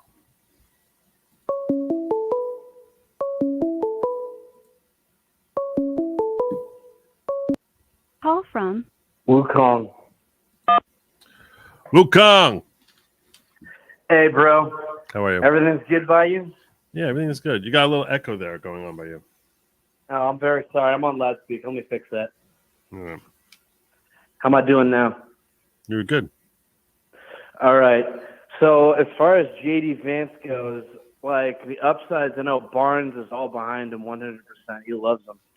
The only negatives I've heard about him is that he's not interesting, but that's more of like the people who are following Trump for the personality type of. That's mainly the Trump personality arguments. Yeah. I see. Not to keep you too long and high up your airways. I think my major message, if you'll pardon me, it's a message just for everybody. So with all that went on this weekend, right before this weekend, basically last month or so, my cousin had passed of cancer. And so when I went to the funeral, one of his old Marine buddies who had been speaking to him every day, he basically had his last words. And like, even though he wasn't quitting, he gave his last bit, and he said he wasn't stupid, and he knew what he was going up against. It was stage 4 stomach cancer. And so he said, if I can put on a hard face and I can fight, even though it looks perilous, and even though I won't make it, if I can go down fighting, that'll show others to keep on fighting too. So no matter where you are, no matter what you're facing, no matter what you're doing, fighting to the end, because that's what fucking matters. Amen. Pardon the French. No, that's all right. That's all right. Mm-hmm. Thank you. Yeah. That's a very inspirational message. Thank you. Yeah. Well, my cousin was quality. Yeah, apparently. Mm-hmm. Wow. Thank you for sharing that, brother. I really appreciate it. All right. Well, have a good evening, Joe. And you should celebrate 100,000 by getting to 250,000. Love it. Love it. You're awesome, brother. Thank you so much. Have a good night, my friend. All right. God bless you, Joe. Take care. Bye-bye. I want to share this with you. A bit of good news here. Now, to sort of cleanse that sadness. Cleanse that sadness a little bit here. I do appreciate the message that he shared there, because that was a very important message. I want to share this with you. I want to formally and publicly wish a congratulations to my mod, Grifty. My mod, Grifty, who says, what up, guys? On June 21st, my family welcomed our 4th child, first daughter, Emmy Jean, to this world. It was a miraculous occasion. and blessing our lives, but her debut was not painless. My wife labored, induced for 48 hours before the doctors decided she needed a C-section. I gotta tell you something. I actually, for one of my kids, my wife needed a C-section also. It's very rough. The surgery was a success, but had complications due to my wife developing preeclampsia, and her recovery has been very slow. We're fortunate enough to have maternity leave to keep her income flowing. But as an independent contractor, small business owner, I have to work to get paid. I'm able to do that in almost 2 weeks, and it looks like it'll be at least another 2 weeks before that will happen. We're asking for help if anyone has the means and desire to do so, to cover living expenses, unexpected medical, co-pays, prescription costs, as we navigate these challenges while trying to enjoy the blessing we already received. If you're able to help, we totally understand and would humbly just ask for your help. Sharing our campaign and our prayers are always appreciated. Let me take this link here. I'm going to put it in the description. So those of you who are interested in helping out my mod,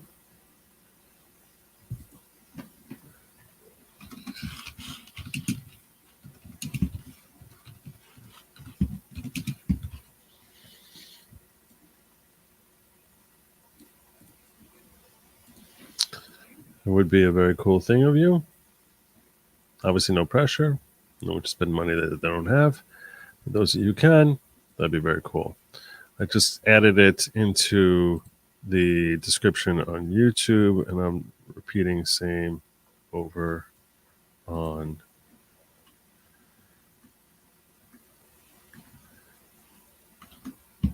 Rumble.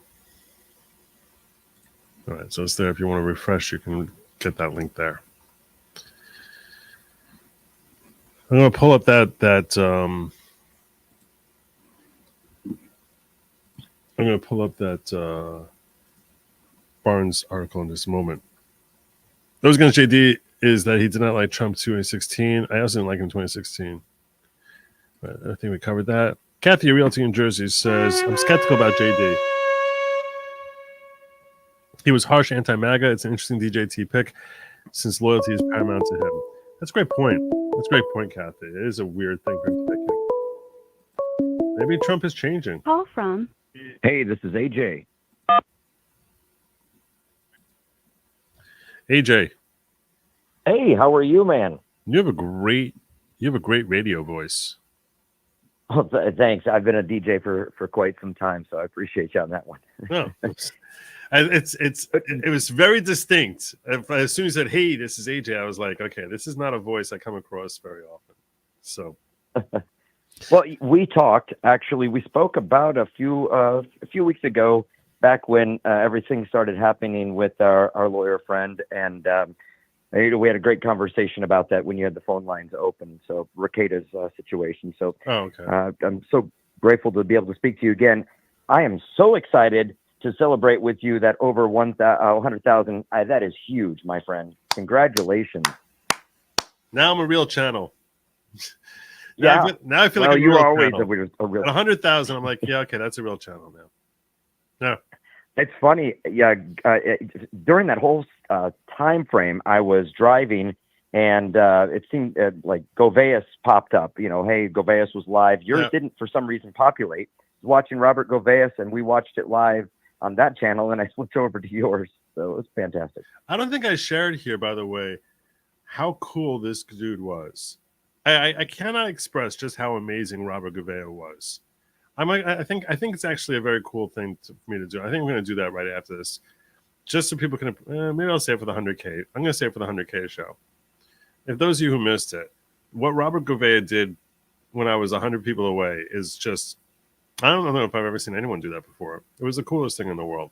But yeah, what are your thoughts on JD? He paused his show. Yeah, he paused his show. He literally said he wasn't going to continue until you got over that 100,000 mark, and it was so. He happened to. It was a very weird scenario because it happened to be a perfect confluence of events, both with respect to what time he starts his show, what was going on with the trial, how there was sort of like an ending to the trial that sort of came kind of abruptly. And then we still had more to wait for, and also that I felt comfortable enough to bring up my numbers because of conversations that had happened earlier during the stream. Because normally I wouldn't just pull up my numbers like that, but like everyone on the panel there was like, pull it up. So I was like, all right, so I was like, this is a good time for me to pull up numbers. and he happened to poke in at the right time. And then what he did in that, I mean, he was such a complete mensch. That's the word you would use, a complete mensch, where he just like he was like, we're not going anywhere. I'm telling you what, Right. I'm telling you, the show is on pause until Joe hits 100,000. So I need 100 to go over to him now and sub up right now, because we're not going anywhere until that happens. And within a span of 30 seconds, my number just ding, ding, ding, ding, ding, ding, ding, ding, ding, ding, and like I crossed over 100,000. It's very cool. It was very cool. I was so happy. I'll be a member again on your locals. My mom had a stroke, so I had to help the family during that time frame. But I'll be back on the local side, being a member again, coming up very soon. But I just wanted to just celebrate with you and say thank you. I do have one official kind of question for you. Even though these court cases with Trump are kind of getting thrown out, or are you going forward with this Trump? Yes, because I think that needs to be set as a precedent, because I feel like these judges or these prosecutors, when they don't want anybody to 100% get out their word. 100%. I'm so glad you asked this question, because someone asked me this earlier. I meant to come back to it and I didn't. I'm glad you asked me this question and reminded me to come back to it. So I'll tell you right now, the gag order is still in effect. It will be in effect at least until September 18th. I do have this thing ongoing with the Court of Appeals right now. I don't know if it's going to be resolved and gotten before and taken up by SCOTUS, assuming I get rejected by the Court of Appeals before. So that's not going to happen before September 18th. But that doesn't mean that I wouldn't be able to go forward based on it being something that is capable of repetition yet escaping review. It's a notion to say that even if something is technically moot now, it becomes an issue for the court to decide. So what I will tell you is that I definitely plan on moving forward. We were already rejected by Florida. The Florida case is... Wow. But when I say rejected by Florida, it's not that I brought an application technically in Florida. I just looked to be brought in as an amicus curiae brief, and to have that be by the court. And like all the other amici briefs, we were rejected. So, but yeah, over here, that's different than me asking for relief. So I do expect to move forward. I don't think the Court of Appeal is going to help me. Frankly, my main goal here is I want that DC Circuit Court decision overturned, and I think this is the most effective way to get that done. And I do definitely plan on moving forward with that, because that decision terrifies me. It should terrify every American. So because they're silencing your voice, right? And they can do whatever they want while they silence you. Any criminal defendant. Yeah. I mean, and we see how easy. Highly illegal. And we see how easy it is for them to drum up charges, too. I mean, look at how they drummed up charges, 34 charges against Trump in New York on things that, to this day, the jury finds him guilty and no one knows what they found him guilty of. So it's so easy to drum up charges. And then while the case is pending, we're just going to make sure you can't talk about how you're being harassed and harangued by the district attorney or the DOJ. This is just, it's horrifying. It's horrifying. So... And if they can do it to a president, they can do it to anybody, single individual. Everybody. I need that voice of what's the guy's name? What's the actor's name? Guy Oldman. Oh yeah, yes. Gary yes. Oldman. Yeah, Gary Oldman. Yeah, Gary Oldman. Yeah. Everybody. Yeah. So that's what I need to incorporate here. So yes, I'm glad you asked that question, because I am moving forward. Irrespective of the Florida case, I am moving forward, and as soon as there's any developments in any way, shape, or form, good or bad, I will keep my audience apprised. So, thanks, AJ. Well, what do you think of JD? Do you like JD? Oh, are you kidding me? Yeah, no, I'm not. You tell me. Oh, the answer is yes. Yes, I do. Okay. All right, go. I mean, is that a bad thing to like him? No. I actually think his policies are really good. I don't know how much I trust him, but I don't really trust any politician. I don't trust any politician. I think they're all full of crap. But what he's saying today, I like. I think right now he's dancing. And Trump is dancing with him. And here's what I think: in the background, they probably struck a deal, said, "Hey, look, we'll support you if you support us. And here's this unknown, relatively unknown that, most of the people are just going to do their research on, and they're going to, try to use his quotes against him to try to fire back at Donald Trump. He's going to say, well, I've had a change of heart. And that's not really, the bottom line is it's all smoke and mirrors. And the reality is that if what happened a couple of days ago doesn't unite, I mean, a majority of this country, and I say majority because there's obviously those outliers who are idiots, and I cannot understand their thought processy, but create a devil and you want the devil gone. I get that, right? Whatever. Mm-hmm. But in this case, I think that should really strike up a big chord, even for the Republicans, as mealy-mouthed as they are, to maybe start getting real about what's going on. Yeah. That's all. That's Yeah. what I think. Thank you so much, brother. You're awesome. I appreciate the call. Oh, thank you. Thank you. Have a good night, my friend. All right. Someone wants me to share this. I don't know if we can see this. Will this pull up? Trump so clearly made. I didn't know that these two guys ever met each other.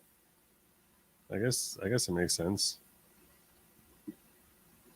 He clear to them that he wasn't going to cut a deal, and that he was going to pick Vance as VP.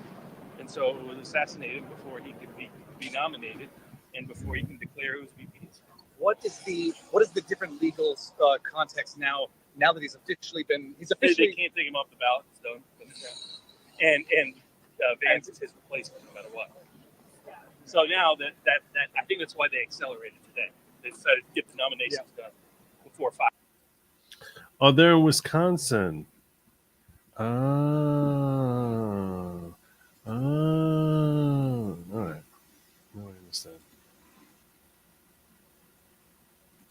Now I understand. I should have thought about going there. It never even crossed my mind. Watching Trump reassure the crowd and the world changed my feelings of being stuck to being proud. Almost went to rally with fam. God bless America. I know. It was very inspirational. Are you making minimum wage now from YouTube?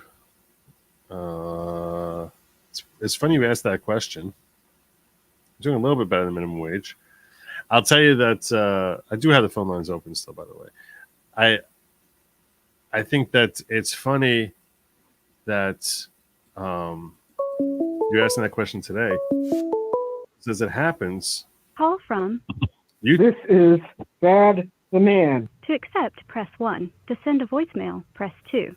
Thad the Man. All right. Ladies and gentlemen in my audience, who are new to the show, I'm just going to say, I want to introduce you to a new portion of your life, because until now, you were someone who was completely unfamiliar with Thad the Man. And now that I am about to introduce you, and this will change the course of the rest of your life. So I introduce to you Thad the Man. Good evening, Thad. How are you, my friend? I'm fine. You're fine. Yeah, I'm fine. Although I was scared for that we were within a quarter of a second of actually having to eat the squirrels. Because that's when people have happened. But thank God we don't. Now, Amen. Now, Vivek, I think, is slated to replace Vance in the Senate, not Chief of Staff. What? Vivek. Yeah. Vivek. Yeah. What about him? He's to replace Vance in the Senate because he's from Ohio. Really? That'd be interesting. Yeah. That'd be interesting. And as for Vance, well, you just heard Barnes loves him, and that's good enough for me. And what I think Trump did with Vivek, with Vance, is it was statement to the deep state, shoot me now, you bitches, and get stuck with this guy, which you want even less than me. Yeah.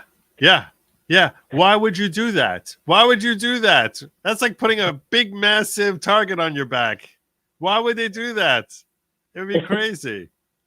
Do you think that went into his calculus? That he's like, let me take a guy who the deep state will hate even more than me. That's why I'm going to go with Vance. It's like he's my insurance. You think that was part of his?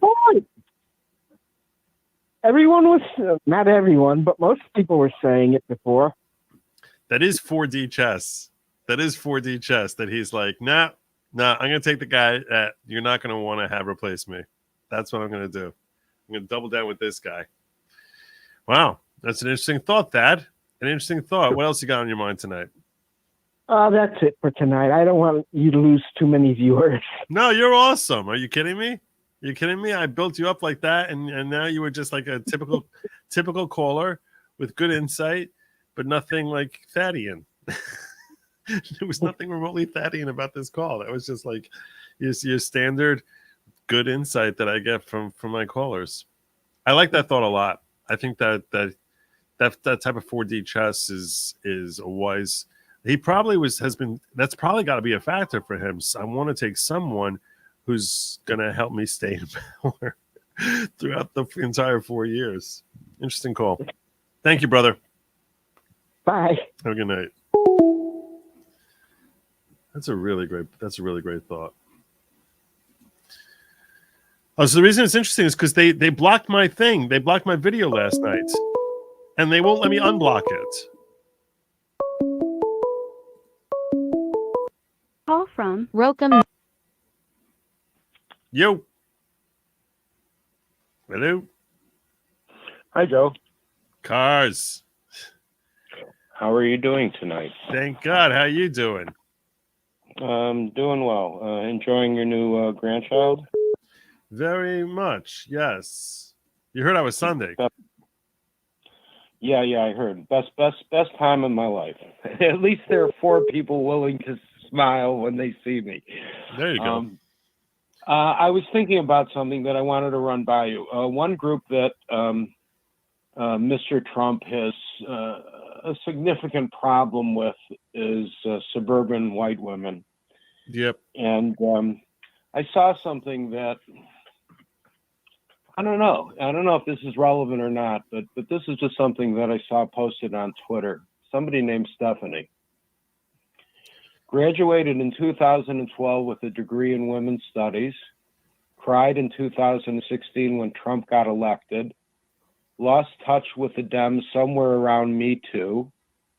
Discovered entrepreneurship. Updated my voter registration in 2018, but didn't tell anybody. Wait. What is this from? This is from somebody posting on Twitter. I remember seeing this. Told myself I was a single issue voting centrist. I assume that means abortion. Yeah. Whenever anyone's, by the way, that is code. When someone says I'm a single issue voter, that is I am going to vote for pro-abortion. That is the issue, and that is the side.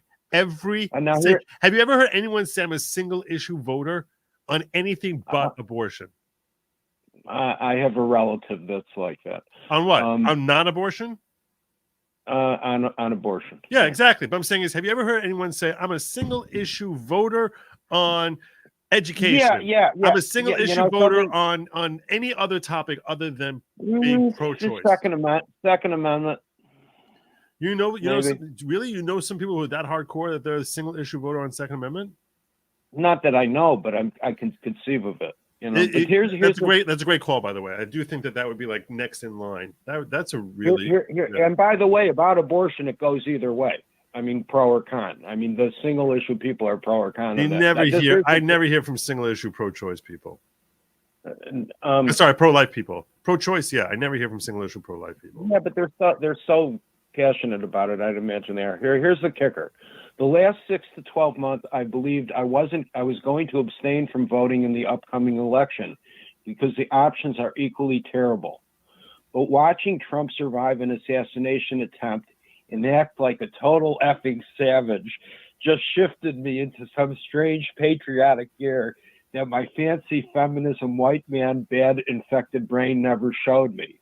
Like the dude took a bullet and stood up with blood dripping from his face and rallied a effing crowd while fist pumping, yelling, "Fight. Sorry, but I'm voting for that." And saying it out loud feels so freeing. And that, I think his action in the picture, Definitely read that. I remember seeing it this. resonates very deeply within something very primal with women who are looking for men who are protecting them. How many states is he going to win? Give me a number. How many states? It all depends on the margin of cheating. I'd like to say 40 or 45, but you never know. I think he's going to win states that they're not even planning on cheating in. Like they were like, "Oh my God, that was like easy win. Why would we have to cheat here?" And it's like, "Oh my God, New Jersey goes to Trump." I think we will see record levels of black votes, at least for black men. We're going to may see the Jewish vote exceed what Reagan got, possibly. It's hard to say. Certainly, he'll do better than he did last time. And last time he got more votes than any Republican in history. So I think Reagan got like high 30s. I think at one point. What do you mean high 30s? He's gotten 150 over the last two elections. He's gotten 135 million votes. No. What I was saying about the Jewish vote, Reagan. That's Reagan, what you're talking about. Reagan. And what's interesting about Jews is there aren't that many of us, but there are enough of us in certain states that it can is important electorally. Not to mention money, of course. Right. I don't know how true it is. I see the figure tossed around that Jews are responsible for about half of the Democrats' money. And way to build more anti-Semitism there, brother. I said I've never been able to track it down. Why? Just why? Because it's the why? Me davar sheker tirchak. But why bring it up? Why? The humiliation that you and I feel from that. The humiliation that you and I feel from that. The grossness of like why do that? I don't know. I prefaced it by saying I'm not sure whether it's accurate. I've just said I've seen it said. I mean, I've literally looked into it, and every time I looked into it, I see like, well, this is what we said, but nobody can seem to track it really down. You got to get less fixated on the whole Jewish thing. Seriously. Just America. Have a good night, my brother. Okay. Joe. What? I live a 2-minute walk from a colo. Okay. Okay. Okay. There's like 5 minyanim within a 5-minute walk from my house, not counting the basement ones. Tell me about it. All right, my brother. Anyway, enjoy your Hanukkah. It's the best. It's my late father used to say, grandchildren are the only reason to have children in the first place. And I look at him, I said, "Dad, you're a veterinarian. Of course you understand that. You can't have one with the other, but yeah. Be well. Have a good night, my friend."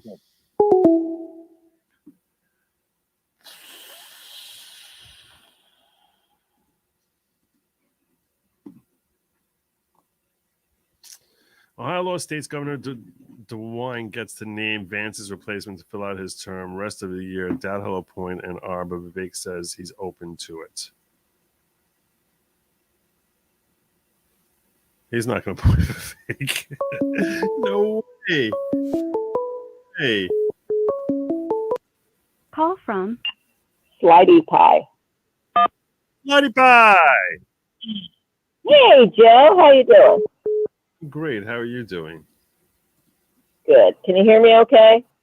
It's a little bit rough, but I think it's okay. Okay. I put you on speaker. Can you hear me better now? Like a million times. Only a million times better. Only. Okay. Yeah.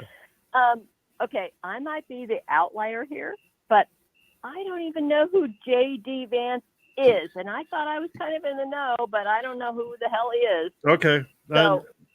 So I'll tell you, JD Vance is a guy who is he's self-made on his own fortune. He grew up in the Ozarks, and he's regarded by most as being a friggin' genius. And really? Yeah, that he's like I said, he went to Yale Law. That is, it's pretty much, if you're looking to earn cred as far as like people recognizing that you're intelligent, try getting into JD Law as a white person, especially as a white male. That's pretty. Yeah, nowadays. That's pretty friggin' impressive. He wrote a book called Hillbilly Elegy, which tells of his upbringing. It's an autobiography, from what I understand. I haven't read it yet myself. He came onto this scene. He was an author who came onto this scene in around 2021 and said that he was going to be running for governor, and that's not for governor. Excuse me, for Ohio Senate, and what state is he from? Ohio. Oh, okay. And his message was a very populist message, which was, basically, close the border, everything, the climate change is garbage, very strongly pro-life, and basically, and he ended up getting endorsed by Trump. A lot of people had issues with him from the right because 6 years earlier, he had said some terribly awful things about Trump. Like, apparently, in a private conversation to someone, a text message, he wrote something to a friend of his that he keeps going back and forth on trying to figure out whether Trump is just a cynical a-hole or America's Hitler. Calling him an idiot. He said that people who vote for him are morons. Like, he was like very aggressive in his attack against Trump and Trump supporters, which is why that's why a lot of people had issues with him. He claims and has claimed that he saw the light and he appreciated his work he did as president. And a lot of people believe that a lot of people had questions about him because of those statements that he had made. His voting record as a senator, he got elected, and his voting record as a senator has been consistent with MAGA values. So, and a lot of people, that's why he's a controversial figure, because of that history with respect to Trump. And that's why my take on this has been basically, look, maybe he's being a snake to Trump and he really hates him. And he's just using Trump to try and milk him for whatever political gain he can get out of him, like to become a senator or to whatever. Yeah. But even if that's true, is that going to hurt Trump? Because the vice president doesn't work together with the president. He's really just there to help him hopefully get more votes, and then to sit a heartbeat away in case, God forbid, something terrible happens, in which case, whether he loves or hates Trump is going to be irrelevant. It's going to be what policies he's going to be implementing. So from that perspective, I'm like, all right, this he seems like a pretty solid choice, especially compared to most other people who are in Congress. So that's the upshot of JD Vance. Oh, Jesus. Okay. Well, yeah. When I told my husband, I don't even know who JD Vance is, and he says, oh, if you saw him, you'd recognize him. So I looked him up and I thought, I don't recognize that face. I don't know where I've been. I must have been under a rock. I don't know, but I thought I was kind of in the know, but apparently maybe not. Yeah. Anyway, well, thank you for filling me in on that. You're welcome. Congratulations on your over 100K. Oh, thank you. Thank you, Connie. I appreciate that. But I only watch you on Rumble. Okay, I'm a Rumbler. Cool. So I only watch you on Rumble because that way I can chat in your chat. I can't chat on my iPhone on YouTube. So I watch you on Rumble. So works for you. It's fine by me. Yeah. So give some love to the ghetto. You got it. I'm gonna peek at the ghetto right now. See, Jacob pinned my message. Call Joe 972-454-0703. There you go. Ghetto rocks. The ghetto rocks. It does, and Jacob is great. I love Jacob. He is Castro. great. He's awesome. He's great. I missed this. That Santiago Space Outlaw is now a monthly supporter. Welcome aboard, Santiago. Welcome aboard indeed. Slidey Pie, thank you so much for popping in here. You're awesome. Okay, thank you very much. And have a good night. All right, have a good night. Take care. Bye-bye. I'll be tuning in. All right, Awesome. honey. Bye. If it helps, as a white woman, I'm embarrassed by that. My demographic does to American politics, too. There you go. Because without Ron Coleman, leader of Jewish vote, Trump has no chance. Elon's pledged $45 million a month to DJT Super PAC. I saw that. Someone mentioned that earlier, Mr. Yeah. No one ever gains by aligning with Trump. I don't know what that means. I don't know if you're being sarcastic. I assume you're being sarcastic. I'm not sure what you're getting at. Kiwi, can you please explain again how someone is not convicted until they're sentenced? Thanks. Yes, I can do that. Yes, I can do that.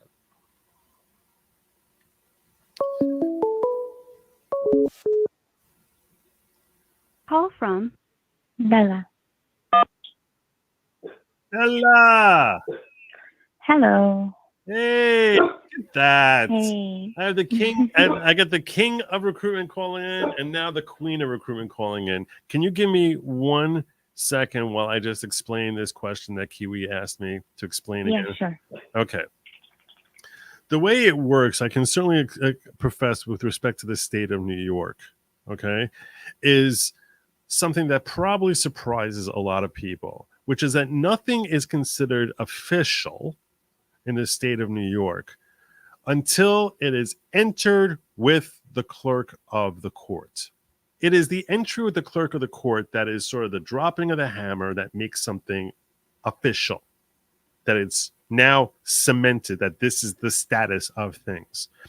This works so much so that with respect to a time to appeal, you're appealing from the notice of entry when you get notice that it was entered with the clerk of the court. The only date we ever care about is when are things entered with the clerk of the court. Because in all respects, the entry with the clerk of the court is what marks an event as having happened. Until that happens, it's not marked as if it has happened.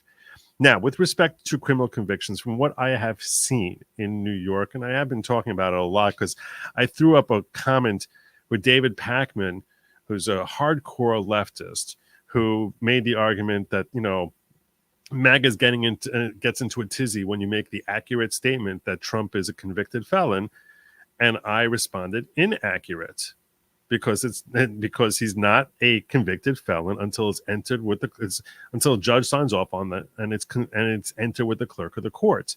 What I meant by that is this: a jury has to come to unanimous decision of guilt. That is what they are deciding, that he is guilty. But the jury does not have the power to convict someone. When the jury comes back with that decision, that all 12 of us believe this person is guilty, that now triggers the opportunity for a judge to adjudge him as being guilty. And then when that gets entered with and once he says, I'm so ordering that he is now convicted, and that gets entered with the clerk of the court, that's the hammer drop. That's the entry with the clerk that he is now convicted.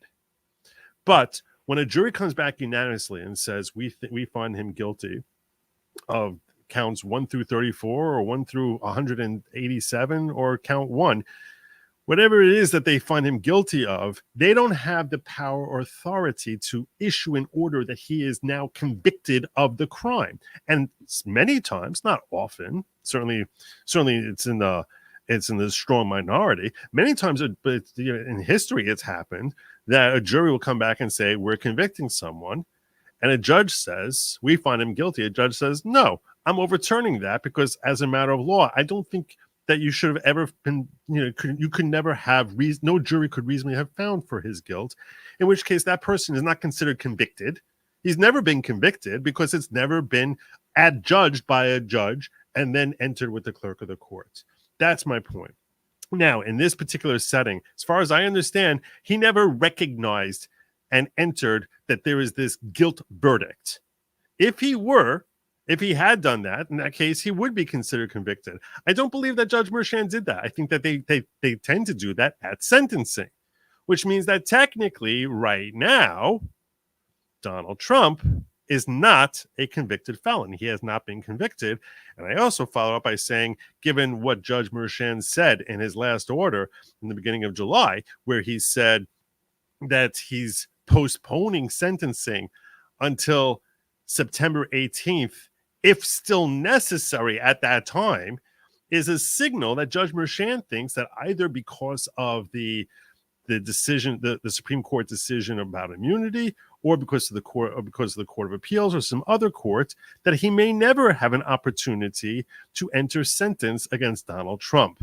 And that's why I say that he is not a convicted felon, because he has never been convicted with the court. I hope that answered your question, Kiwi. Bella, how are you doing tonight? I'm doing great. How are you? I'm doing awesome. What's on your mind tonight?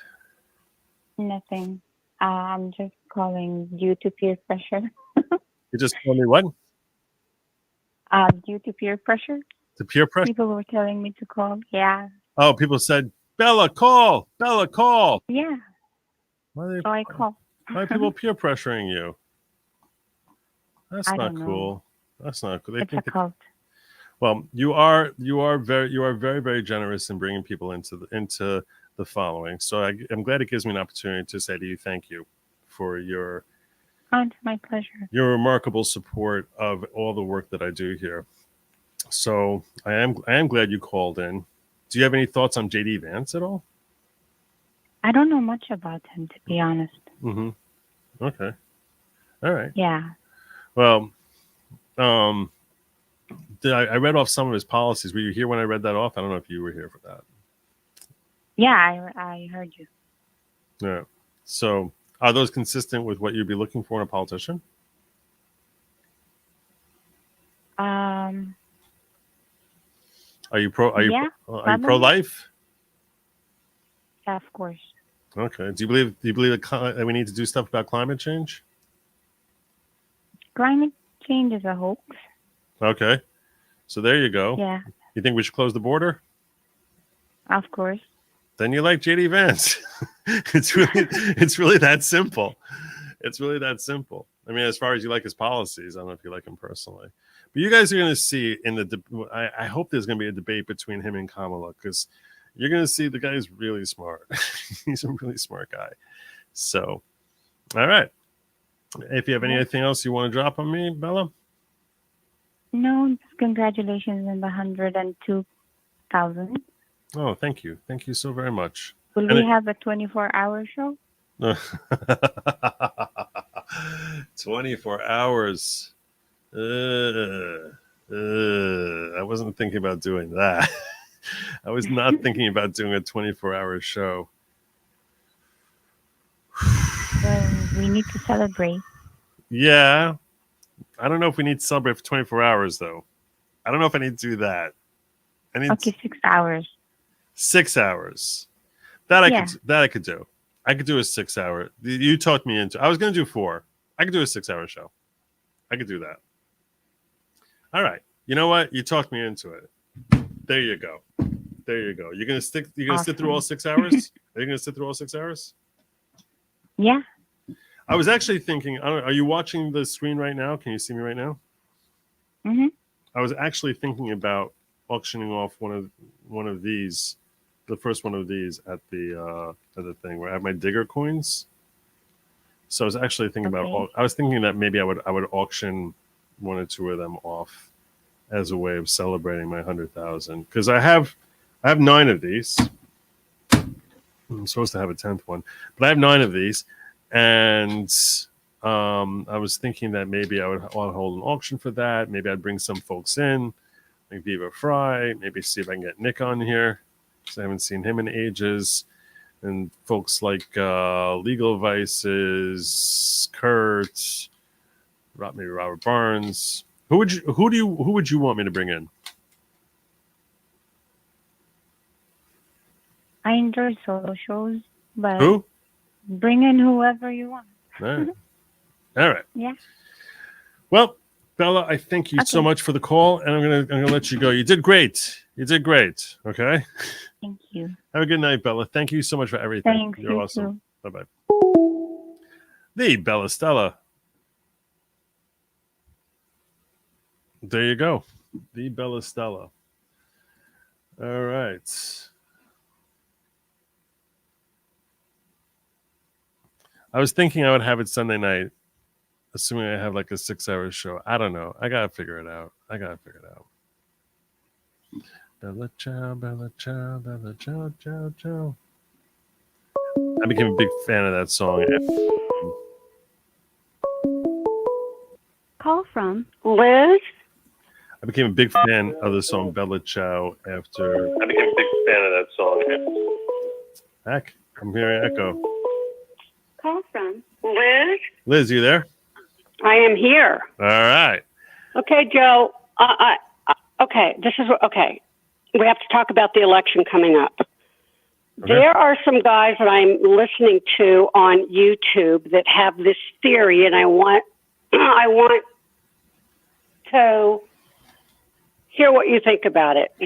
Okay, first of all, we are walking into this upcoming election under the same system of voting that was used to cheat in 2020.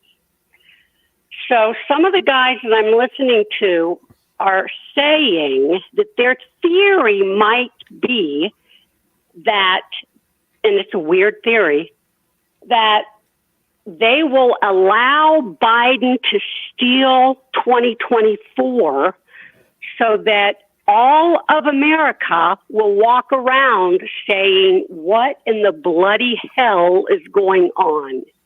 And then that will give Trump the platform and the basis to pull back the veil and show the country exactly what they've been doing all this time. So there are quite a few people, I don't know how many, that think that they might just allow Biden to steal it again for the benefit of allowing the country to say, what in the bloody hell is going on? What do you think of that? Who's they? These guys that I listen to, just generic men. Okay. What do you think? I think it sounds like lunacy. Okay. I don't even understand. Well, I don't understand. but I'm not saying problem is- I'm not saying you're a lunatic. I want to be clear about that. I'm definitely not saying you're a lunatic. I'm saying none of this makes any sense at all. In other words, Yeah, but the system that we're going to use is broken. So I don't understand. What I don't understand is too big. The voting. If we overwhelm the system, I don't understand that. I don't trust them. I still think they're going to cheat, and I still think they're going to try to steal it. that's possible. It's definitely possible. I can't tell you that's not going to happen. In fact, no, I'm not going to say that's possible. I will promise you that will happen. They will try to. The question is whether they will be sufficiently effective at it. That's really what it boils down to. Yeah, but do you Will there think be efforts to steal the election? 1,000%. You're an idiot if you think otherwise. Will they be Yeah. successful in those efforts? Well, that depends on a lot of factors. Number one is there's only so many votes that you can actually gin up. Meaning, you know what I'm saying? Like, there's only so many votes you can actually gin up. If he has the overwhelming numbers that we're anticipating having, there's only so many registered voters. You know what I'm saying? Like, Yeah. it's like you can't have more votes than you have voters. Exactly. So, like, and I think that we seem to be, in a direction here where it's like, I don't know what the heck they can do at a certain point. It's like, yeah, they can. Am I saying it's beyond their capacity? No, I'm not going to say that. I certainly would never underestimate the Democrats and their abilities to completely cheat an election. But for that, Well, that's why going do to tell you you to think- vote harder. I just don't understand the philosophy that something like that happening would in any way make Trump more capable of pulling back the veil to say, you see, how would that do that? How would that do anything of the kind? No. Why would that do I'm anything? not saying the semantics is going to help it. I'm saying that they're saying that the understanding or the perception of the American public is going to look around and say, what in the bloody hell is going on? Because in 2020, I don't really think a lot of people understood that. So if they use that as the basis, then all of the country is going to walk around and say, there's no bloody way that this guy won legitimately.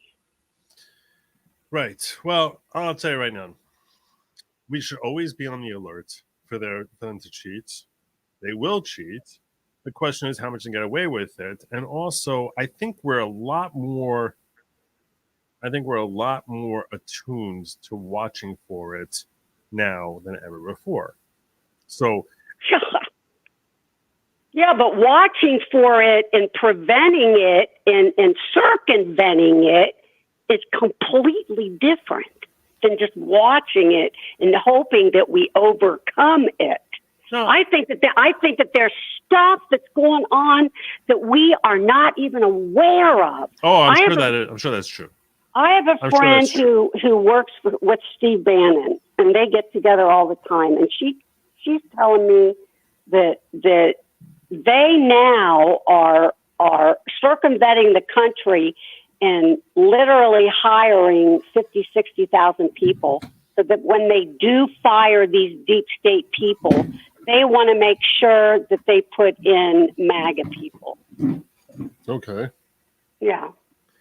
So there's a lot of, my point being is there's a lot of stuff that we are. Yes, there is a lot of stuff that will happen that we will never know about. A lot of things that will come out that we will see that will be there in the public perception. Alex Jones, I think his theory that there's going to be a public attempt on Biden's life.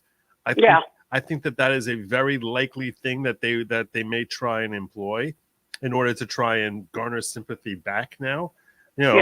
I think that there's to try and make it seem like MAGA's dangerous. MAGA's dangerous. We told you they were dangerous. Now they're trying to kill the president. God forbid. No one ever should do. I'm not encouraging it. I'm discouraging anyone from actually falling for that and not engaging in any sort of violence against any political figure on either side of the aisle. I want to be 100% crystal clear on that.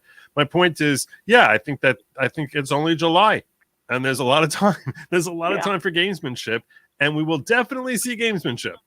That's the one thing I can assure you. We'll definitely see gamesmanship. You know what? At a certain point, you do this. Listen, this is my philosophy on elections. This is my philosophy on my career. This is my philosophy on life, that I strongly advocate for everyone. Okay? Strongly advocate. You want to have a happy life? This is what you do. You want to have a good election? This is what you do.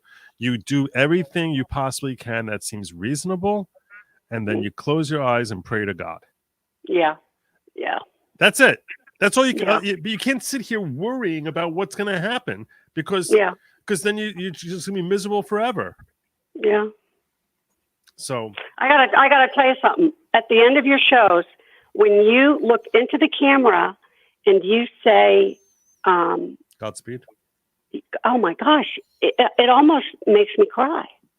Oh, that's very thoughtful. Thank you, Liz. It does. It makes me want to cry because I'll tell you, I'll be honest with you, it makes me feel safe. Oh, I'm glad I can have that effect on you. That's very kind. Well, you remind me of my father. There's the correlation. All right. I'll take it. Yeah. My dad was a non-practicing attorney that was incredibly successful, brilliant guy. Yeah, and you just remind me of him. Well, you're not alone because the Sir Clips a lot cries for me also. Apparently, I make a lot of people cry. I'm not sure. No. That Godspeed. Oh. I'm playing with you. Liz. I appreciate the call. You're very kind. Thank you very much. Okay, all bye-bye. Right. Have a good night. Godspeed. All right. Well, that was very kind of her. I'll take a couple more calls before I get on out of here. That was very kind. Bringing supporters on camera, Bella, for sure. They don't want to come on camera. It's hard enough to get people to come up when I don't tell them they're going to be on camera. I'll just tell Bakankan El Mamash Yeshbo. Love Joe. Your channel was always quality, therefore a real channel. Now get 250,000. The phrase that he's quoting there, Al Tistakel Bakankan El Mamash Besoho. Literally. Call from Election analyst Tim. It literally translates as don't know the barrel, but what's inside it, meaning you don't know the quality of the wine based on what's inside of it, which is a reference to people that that you only know what they are by looking inside them, not at their exterior. So, but thank you. That's very kind of you, Sun Wukong. What's on your mind, Tim? Hello, Joe. I recognize that voice. I recognize your voice. Hold on, let me get a couple of chats in here. Beak Boop says, I just started learning about him, but more important than his stated stance is the fact his voting record seems to be consistent with my values. Indeed. That's the most important thing. Nathan says, bring sports and Kevin. Yeah, if they were interested in it, I would consider it. Voting wasn't the cheat. Media made it close enough to cheat. That's in every election. Well, I don't know if it wasn't close enough in 84. Auction a coin and a hat. Maybe I'll do that. Maybe. We'll see. All right. What's on your mind, Tim? Two things. Number one, I think most people became most aware of JD Vance during the East Palestine train derailment. When him and Trump were marching down the streets, handing out bottled water to everyone. Singing diddy dum diddy do. Sorry. when you said marching down the street like that, that's just where my brain went. Yeah, no, so I think that's when he really entered like national prominence. Like anyone who read Hillbilly Elegy kind of knew him, but I think that was really when he started hitting mainstream and his name started getting thrown around a lot. First time I heard of him is when he made an appearance on Sidebar with Viva and Burns. That's the first time I ever heard of the guy. I must have missed that one. But yeah. It was early on in the Viva Burns Sidebars. All right. What, you like him? No, I actually don't. And here's why. Typically, the VP pick is someone who's a little bit the antithesis of your presidential candidate. Think of every combination in recent memory. Even go back to Mike Pence, right? Trump picked Mike Pence in part to appeal to the evangelical voters, and also because he was for lack of a better word, a member of the swamp, right? But Pence had been in D.C. for a very long time, so we knew how to broker those deals to get stuff passed. Okay. So if Vance is basically the mini Trump or Trump Jr., mini Trump, I guess. Well, especially as a rookie senator too, he's not going to have that same influence in that D.C. swamp. Now, of course, the vice president breaks ties in the Senate too, right? Yep. So they're part and parcel of that whole power struggle in the Senate. And I'm not entirely convinced we're taking the Senate by a wide margin in this upcoming election. So I would not assume we're taking it by a wide margin. What's that? I would not assume that I assume we'll take it, but not by a wide margin. Right. And so you can't have, you got to have party discipline, right? And so typically a swamp person is pretty good at, making those wheels and deals, saying, okay, well, if you vote for me for this, we'll make sure we get that for your state. And right. Vance would be in over his head as a rookie politician on this. I'm not saying he's stupid by no measure, but lacking experience, this is one of those positions where experience does matter. All right. Okay. Your thought? My thoughts are I am tired of giving the swamp power. I'm tired of it. I think it's time. If we really believe in what we're saying, this is the time. I look at Trump right now as excuse me, I think Trump is rising in ways that no one ever could have foreseen him rising because of the persecutive prosecutions, because of the gunshot, because he does seem to be a little bit more mellow in the way he's approaching things and a little bit calmer and less hostile, that I think he is rising in ways that we never could have foreseen him rising. And I think that Biden is falling so fast and looking so disastrous, both in policy and in physical health and competence, that we have an opportunity now to actually say, to hell with the uniparty, to hell with all of that, bring in every possible populist who actually believes in American values rather than ponying up. I think this is where we go for the ultimate, so to speak, kill shot in I don't mean that obviously literally at all. I mean politically, the political kill shot of raising up populist voices into positions of power more and more, so people recognize that is a healthy election, a healthy way to get elected is by actually living up to values that Americans by and large agree with, rather than going along with the corporate greed that we've seen cycling through DC for the last 50 years. I think that this is our time, and I think that we need. I'm so pleased that he selected. He did not take a Marco Rubio. He did not take one of these people who's all about, another political DC insider.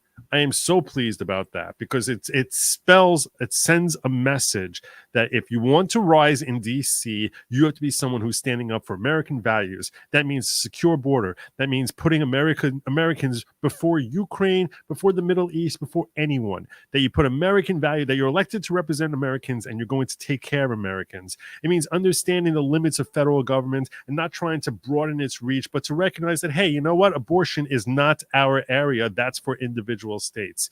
And that sort of perspective is something that I think that that will resonate with most Americans, and we need our politicians to be reflecting that concept. And the more that we can empower people and embolden them to recognize that standing by those ideals will help you get elected, the more likely it is that we start seeing a start of a trend toward a healthy reversal in DC.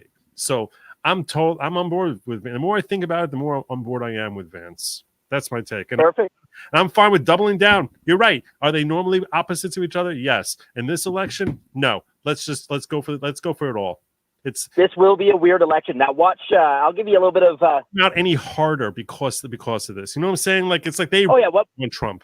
So if we get Trump in now, exactly. So it's not like they'll be like, oh, since you gave us Rubio, so now we're okay. No. They're not going to go along with it. They're still terrified of Trump, and they're going to want to get rid of him.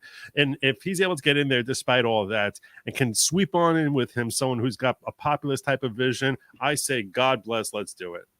Go for it. Yeah. Scott would have been my personal pick. Christy Nome torpedoed her own chances, but I thought she was a front runner up until then. Again, just for the that getting that slightly other personality in there. But honestly, I agree with you, Joe. I don't think JD Vance is a bad pick, because this is a different election cycle unlike any we've ever seen. We had the shot literally heard around the world. And Scott wants to send all our money to Ukraine. So I don't know why you're saying Scott. Scott wants to literally, he's such a war hawk. He's so about Team America World Police. He's all about Team America. And Nikki Haley the same. That's why I was like, no, I don't want any of these folks. I don't want any of these folks. They're all terrible. No one would have picked Nikki Haley. They're all terrible. No. God. We would have thought maybe he had a concussion from Saturday if he had picked Nikki Haley as his VP. Yes, sir. Oh, my God. If he had picked Nikki Haley as his VP, I'm telling you right now, I would probably gone out and voted for him. I would have stopped talking about him altogether unless it was like absolutely necessary. I would have been done. I would have been tearing my clothing and basically like I'm done.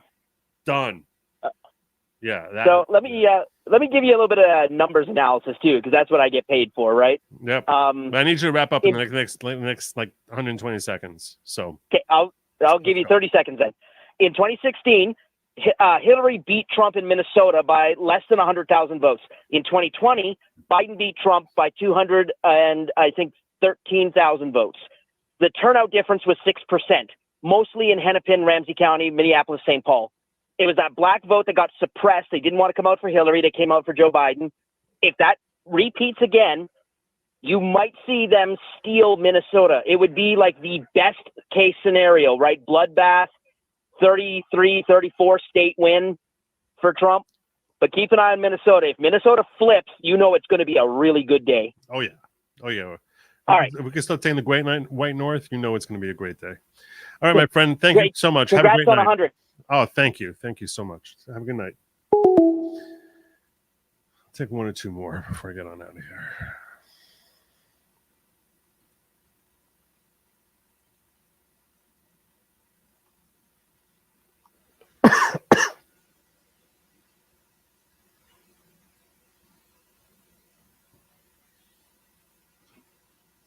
What happened? What happened? It got so quiet. Was that it? All right. I'm okay with getting out of here. It's already 2:30. Let me check my chats, make sure I didn't miss anything. Make sure I got everyone. I feel like I took all the calls I needed to take. Either that or I accidentally left my do not disturb on, which is very possible. That's very possible. All right. I think I got you there. I think we call it.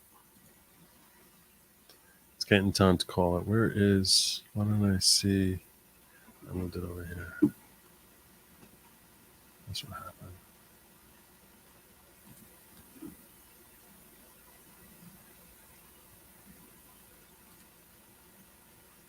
What's that?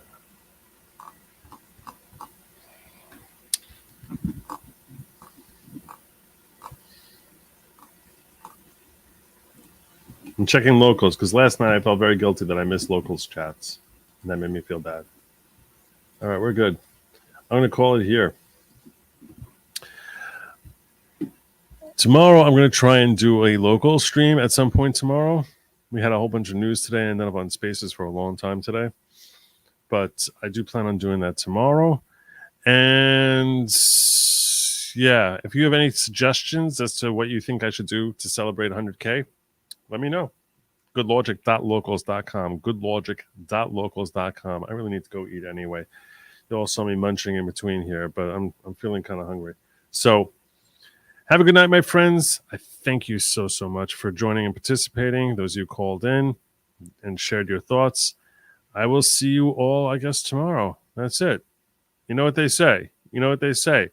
Sometimes you find yourself, on a deserted island, and you're like, what am I going to do?